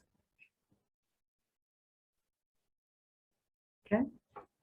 All right. So on behalf of the Mohawk Nation, I would like to extend to each of you our gratitudes for the invitation to serve and to be with you today with your organization. And I wish each of you well. And you know how to get in touch with me, ever need me, through Brian. And yeah, so we're always here. We've been here for a long time doing our work. And when the Kogi Mamas were brought in for the declaration, and they left the high mountains of Columbia to come to the Mohawk Nation, and we were there to receive them, there was a communication or a language higher than words even, because all our interpreters, Spanish interpreters, were all busy because there were so many people coming in, the Mayans, you name it, they were there. And my role was to sit with the Kogis and to ensure that they were greeted well and they were looked after as guests to the lands. So that was my role. And as I was driving, I thought, well, how am I going to communicate with them? Because I don't speak Spanish. I don't even speak my own language. So how could I speak Spanish? So what happened there was I thought, okay, well, I'll figure it out, you know. And so I'm driving and I got the master teacher behind me and his student behind. And I'm thinking, okay, I have to dialogue somehow. So just as I'm thinking that, I heard you would like to have something to eat. And following that, we will go back to Roots for Peace to Rest before we go back to the meeting grounds. the ceremony. So anyway, I'm driving and I know what I heard and it was clear. It answered my question. And I looked back for a moment and the master teacher was sitting there and he looked at me and he went, as if to confirm or to validate, they already talked to me.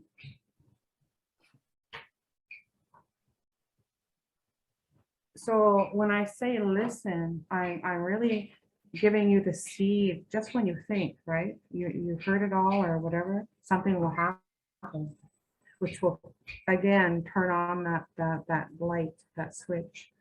So I was with them to the day they spoke. And as spiritual leaders, they were scheduled to speak on the Thursday. And we had greeted them into the community earlier in the week. So what happened there was they were speaking, and through a translator who spoke Spanish and was translating to everyone, all of a sudden you're sitting there, you're listening, your body is in respectful position to show them respect. And then all of a sudden this big wind came and you could feel your hair blowing back. And then all of a sudden, like you had stated there with the words being like an arrow into the heart, you felt that, and then they spoke. And this was the first time that they had actually left the mountain, and their chiefs allowed them to come for the meeting to form a declaration, but they had to be back on time, back up on the mountain. This sacred group of people are our water watchers. So when they came to the Confederacy, it was big business, big time. And when they spoke to all the other spiritual leaders who had gathered from all nations, from all over the world, with their message, it was very profound because the weather changed, the energy was uplifted. You could feel the spirits of the people being uplifted. And then they did their presentation. And of course, they don't speak English, right, per se. But at the end, when they were saying goodbye, I was thinking, I'm going to miss you two. We've spent this days together and we formed a good friends, even though we couldn't talk to each other. It was the talking of the heart, right? Yeah. And then, so I said to them, they were standing side by side, and I said, take care of yourselves, right? Then the teacher, with this beautiful, beautiful love, leans over and looks at me and says, take care of yourself. Right? But I know that all I have to do when I need help is to talk to them. And they're in Colombia and I'm here at Tyendinaga, near Kingston, Ontario. Okay? So I encourage you to trust yourselves. Don't doubt. As a matter of fact, we work on ridding that doubt every day.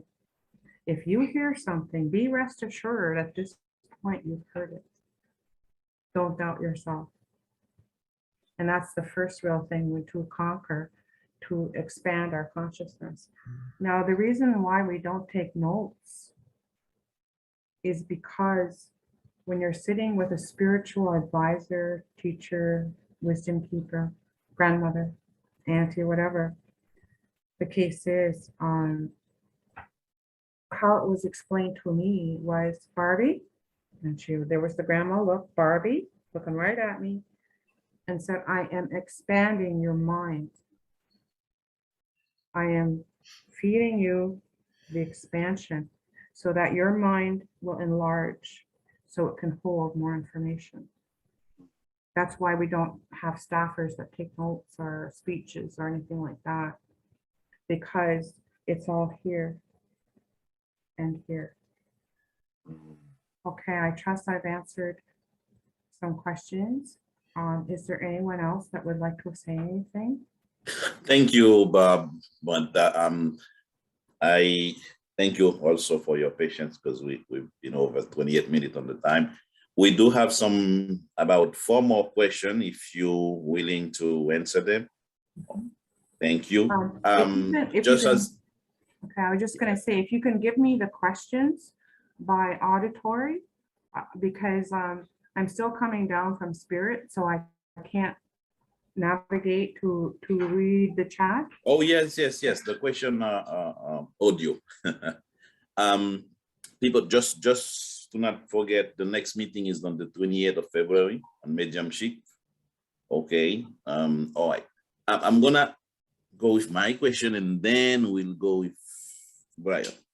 Bob, I would like to know how you handle it, how you're doing to stay in the zone, let's say in the spiritual zone, while you're dealing with those awful situation.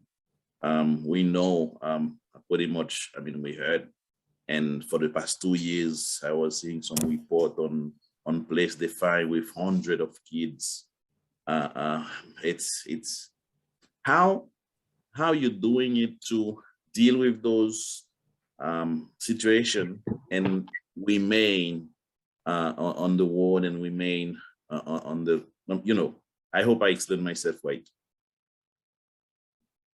Okay. So what I'm hearing is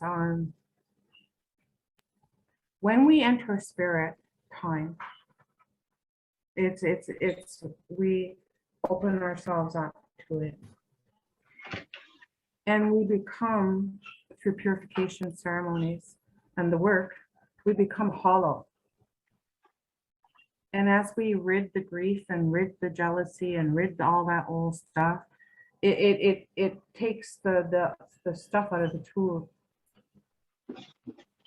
So we're able to be in alignment with what's being said, whether it's being said verbally or being said energetically or psychically. So if we're still carrying a lot of that old stuff, it blocks us. It blocks our spirituality movement forward. So a lot of the teachers and elders for me clean me right up, polish me, clean me right up, so that I can hold their energy. Now remember, when that energy comes through, it's extremely hot, very hot. But it's a different kind of heat from being warm. Okay. So in order to hold the light, in order to hold the energy, you cannot have these corrosions and blockages. So through the sacred path, through sitting with the blessings of the master teachers and things, they assist to clear that. But really the work is ours to do, right? That internal within. So it's a practice. And I don't care whether you're the top spiritual leader of the world. It makes no difference to me. You are still working at the practice, right? Because it's ongoing. And so when they lift you or they come, you have to be able to hold them. And you also have to remember to send them back. So ceremonialists or shamans can do this. So I'm not telling you what I am. I'm telling you what my grandmother was. So when we hold consciousness, it is holding the sacred. So we have to remind ourselves to rid anything in our essence that is non-sacred, whatever that is. So we work at that every day to ensure that we are becoming what divine consciousness wishes us to become. And how will we know that? Unless we move all that things that blocks that energy. Has this answered your question? Yes, thank you. Thank you very much. We have Brian, then we have Joyty, please. Okay, well, once more, Barbara, thank you so much. On the one hand, we're talking about the simplicity of these teachings. On the other hand, there's this great profoundness of it all. It's part of how I think we navigate through life. Everything is so simple and yet so complicated, like you said, and so profound. I just thought perhaps, I don't know if it's fair to say, the teachings are simple, but the knowledge and wisdom are profound because they're infinite, like you were saying. And the teachings on how to, proceed, there's steps that we need to take and follow, and it makes a pathway. And ultimately, my belief is that the teachings are there for us to be able to live a good life. And that's what the power of the knowledge that's passed on to the oral traditions. This is what I've come to understand. It's all to help the generations that are learning on how to live a good life based on the wisdom, knowledge, and experience. And it's invaluable. So where we are today in the world with the environmental crises and ecological collapse and all the human oppression that's still going on, still taking place. And I believe the human species is being asked to change, to evolve, to consciously make some decisions to take the right steps. My question then is, in the level of responsibilities for environmental stewardship, for taking care of matters here, I know it's a big question, but what is it that you believe, Barbara, that we're being asked to do? What are the steps we need to take to use our own healing, our own advancement, our own conscious connections, and our collective abilities to actually shift as a species, so we can come back into balance with nature? They're saying, get out your mop and pail. Yeah. Clean up. Yeah. But I think another thing to speak to is that we have to remember we've done this before. It's the memory of the DNA. And we've been in the same circumstance before, and what did we do as a humanity? So it's in the memory. So we have to remember. Now it's also in the prophecy. Even as a little girl sitting with these older ones, I heard them talking about it and how they would say, well, this, where there's a time coming and it might be something that you will see. We will never see it, but you might, talking to me.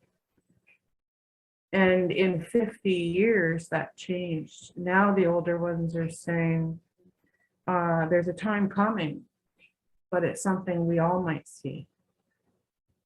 So you can see the shift there, right? And I'm old enough and fortunate enough to have remembered that.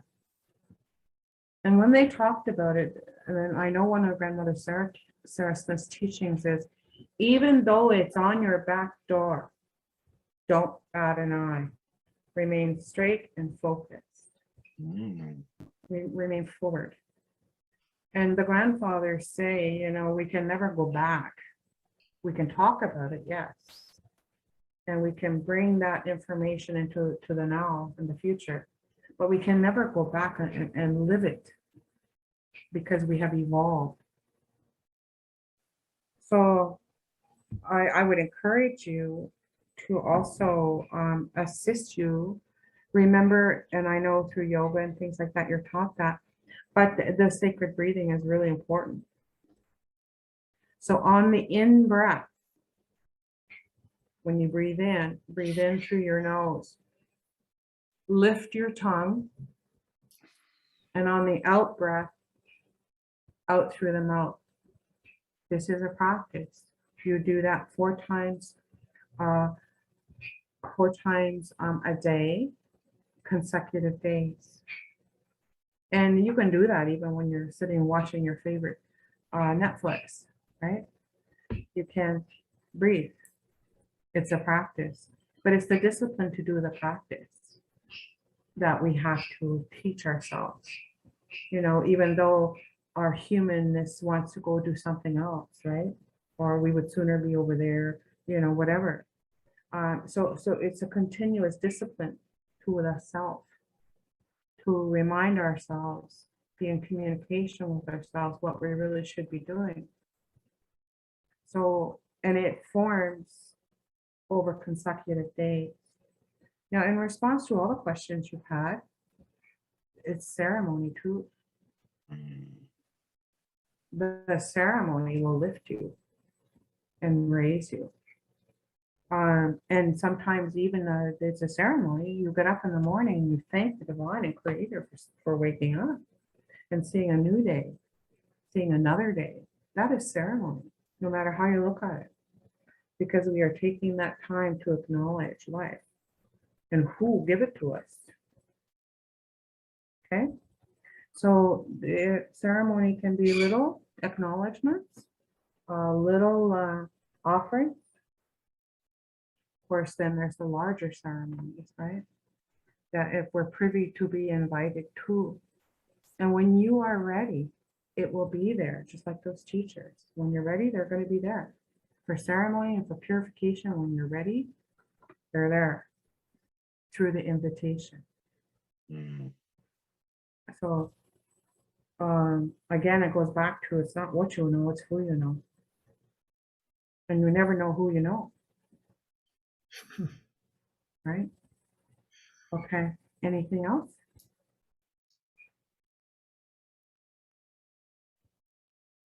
Barb, thank you very much for your kindness. Thank you for your kindness and for your wisdom of heart, you know. So, and I know this also, one of my teacher, he's not anymore living, Ramana Maharishi. I see in the eyes of him, and I know out of the eyes is spirit, is great spirit, is consciousness, you know. And I know this also in your eyes, and you're beaming it out. So thank you for this, for your being. You know, we are just words just out of our being. You know, so it's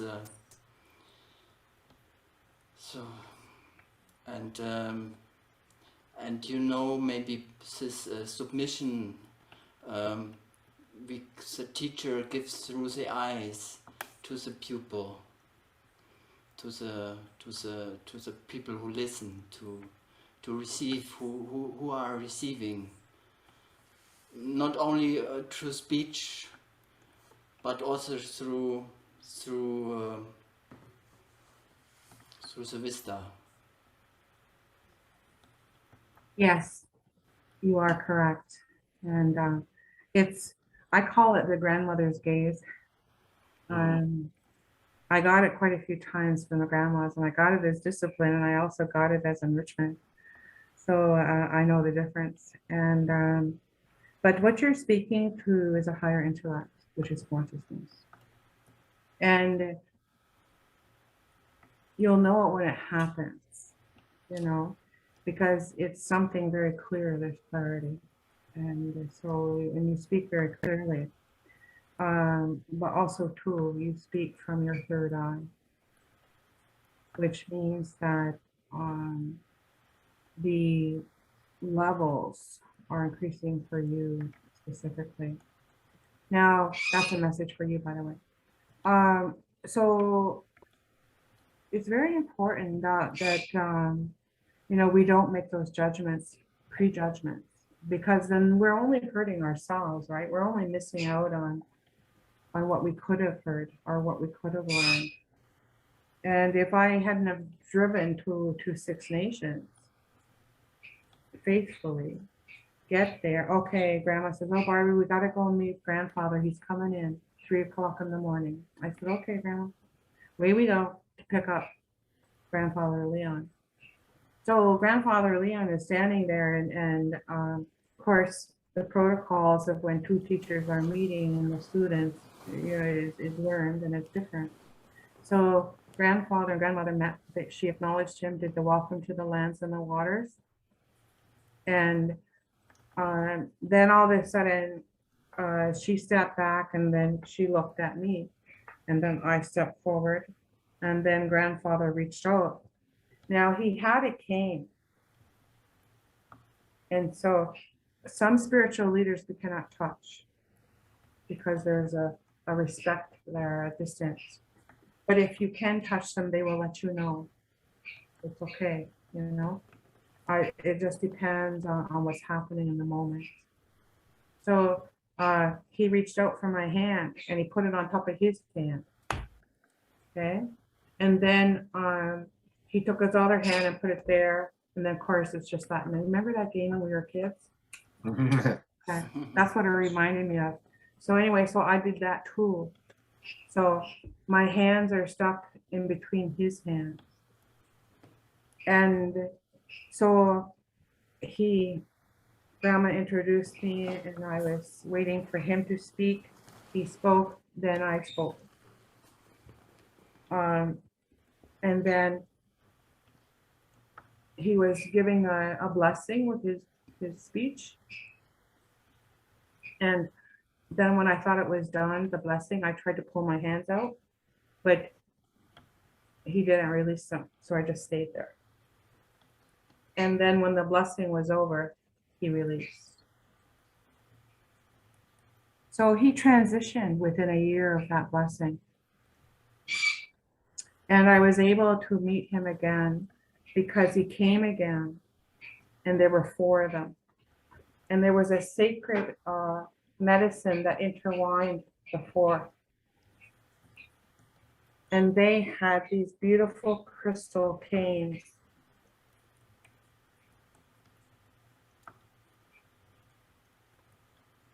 So he linked, I believe, he linked us together so that I would be able to receive his information consciously through dream time and be able to understand the significance to the blessing. So I can tell when certain people are certain different by their energies, their frequencies. And then what I'll do is I'll with certain ones, the blessing will be moved here in the physical manifestation. So I take the spirit and I bring it into the reality, and I will manifest. It's not that I'm doing anything of my own accord. No, I am manifesting into the physical, the blessing. So some of you may wish to Google him. He transitioned as well. You may wish to Google Ted Silverhand and read about him. He is one of our sacred seers. That means that he sees. And he does a lot of one-on-ones with people. And sometimes people will be at a crossroads and they won't know to go left or right. So they will seek counsel, and he will sit with them as he did with Elvis Presley and Johnny Cash. Now with Johnny Cash, what happened there, Johnny Cash didn't understand really what was going on, and they had flown Ted to an island, and they were doing their thing. And then June Carter came in, and Ted said to June, I don't know, what happened? All of a sudden, this was the host, He had flown Ted all the way to him, and Ted was going to be there for an extended period of time. And then Johnny Cash walked out. And so June Carter came back and had the conversation with her. And she said, what happened to Johnny? She said, I don't know. But essentially what had happened was he was being given guidance, and Johnny Cash didn't like what he was hearing. So he stopped it. And Johnny Cash was told to move his family to a safe place. That time was coming, like to think about that. Of course, he got upset with that, and he didn't allow the meeting to continue. This was in the early stages of their friendship. So anyway, so Johnny Cash and June and the family was around the dinner table. And then all of a sudden they burst through the door, and these guys had the AK-47s and they were pointing them at the Cash family.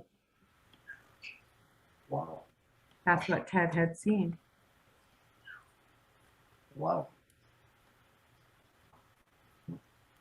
So you can see how the sacredness and whatever is given to us to know or to converse with another, you never know what it's going to be, right? But once we're invited in, at the invitation, we can speak to you because we're not crossing that line of sacred will. We've been asked. So needless to say, so Johnny Cash, to correct that, sent to Ted in the mail. He was hunting him down, and Ted heard that he was looking for him. Then finally the call came in through to Ted, and it was Johnny Cash. And he called and he wanted to apologize because he heard truth but didn't want to hear it.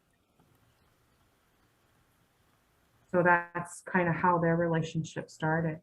And then in the mail, Johnny Cash sent to Ted a watch, a gift in the mail, and it was a watch. I guess Johnny Cash collected watches, so it was one of his personal watches.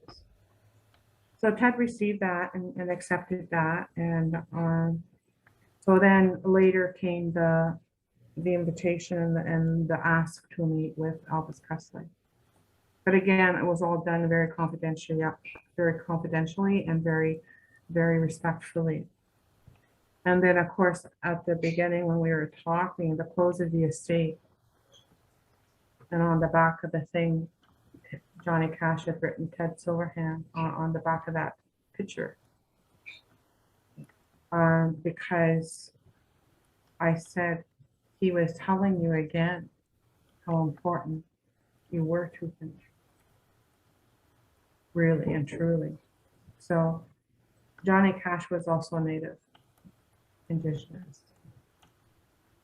Okay, any more questions? Just a very second, Sarah, we may make very incarnations, and I had been in my past life probably a native because I was very drawn to this. My tears came when I heard the native stories, you know, or so we not only by a drop of DNS, we are also connecting the whole world and even the whole universe by incarnations, you know. I don't know why my soul choose to incarnate now here. I'm here now in Germany, you know, so there's some reasons we don't know in this family and this tribe, whatever. Yeah. So just remember that you do know. You just have to remember. And also too, from the Pleiades, from the cosmos, each of you, each of us made a choice a long time ago that we would be here during these times. But also too, there was a pact made between each and every one of us on this thing, this meeting, this virtual meeting today, that even when we left, we said, hey, we'll meet up on that day, virtually, on the tail end of the pandemic. We all agreed before we left the Pleiades that we would meet here. That's how come we're here today. It was predetermined. We just have to remember each other's, and those form our lives. And once you start to remember I said it's in the memory, it's in the remembering. Once you start to remember more, you will also be able to form your wholeness, because we must become whole. We can't be going around in parts. Sure.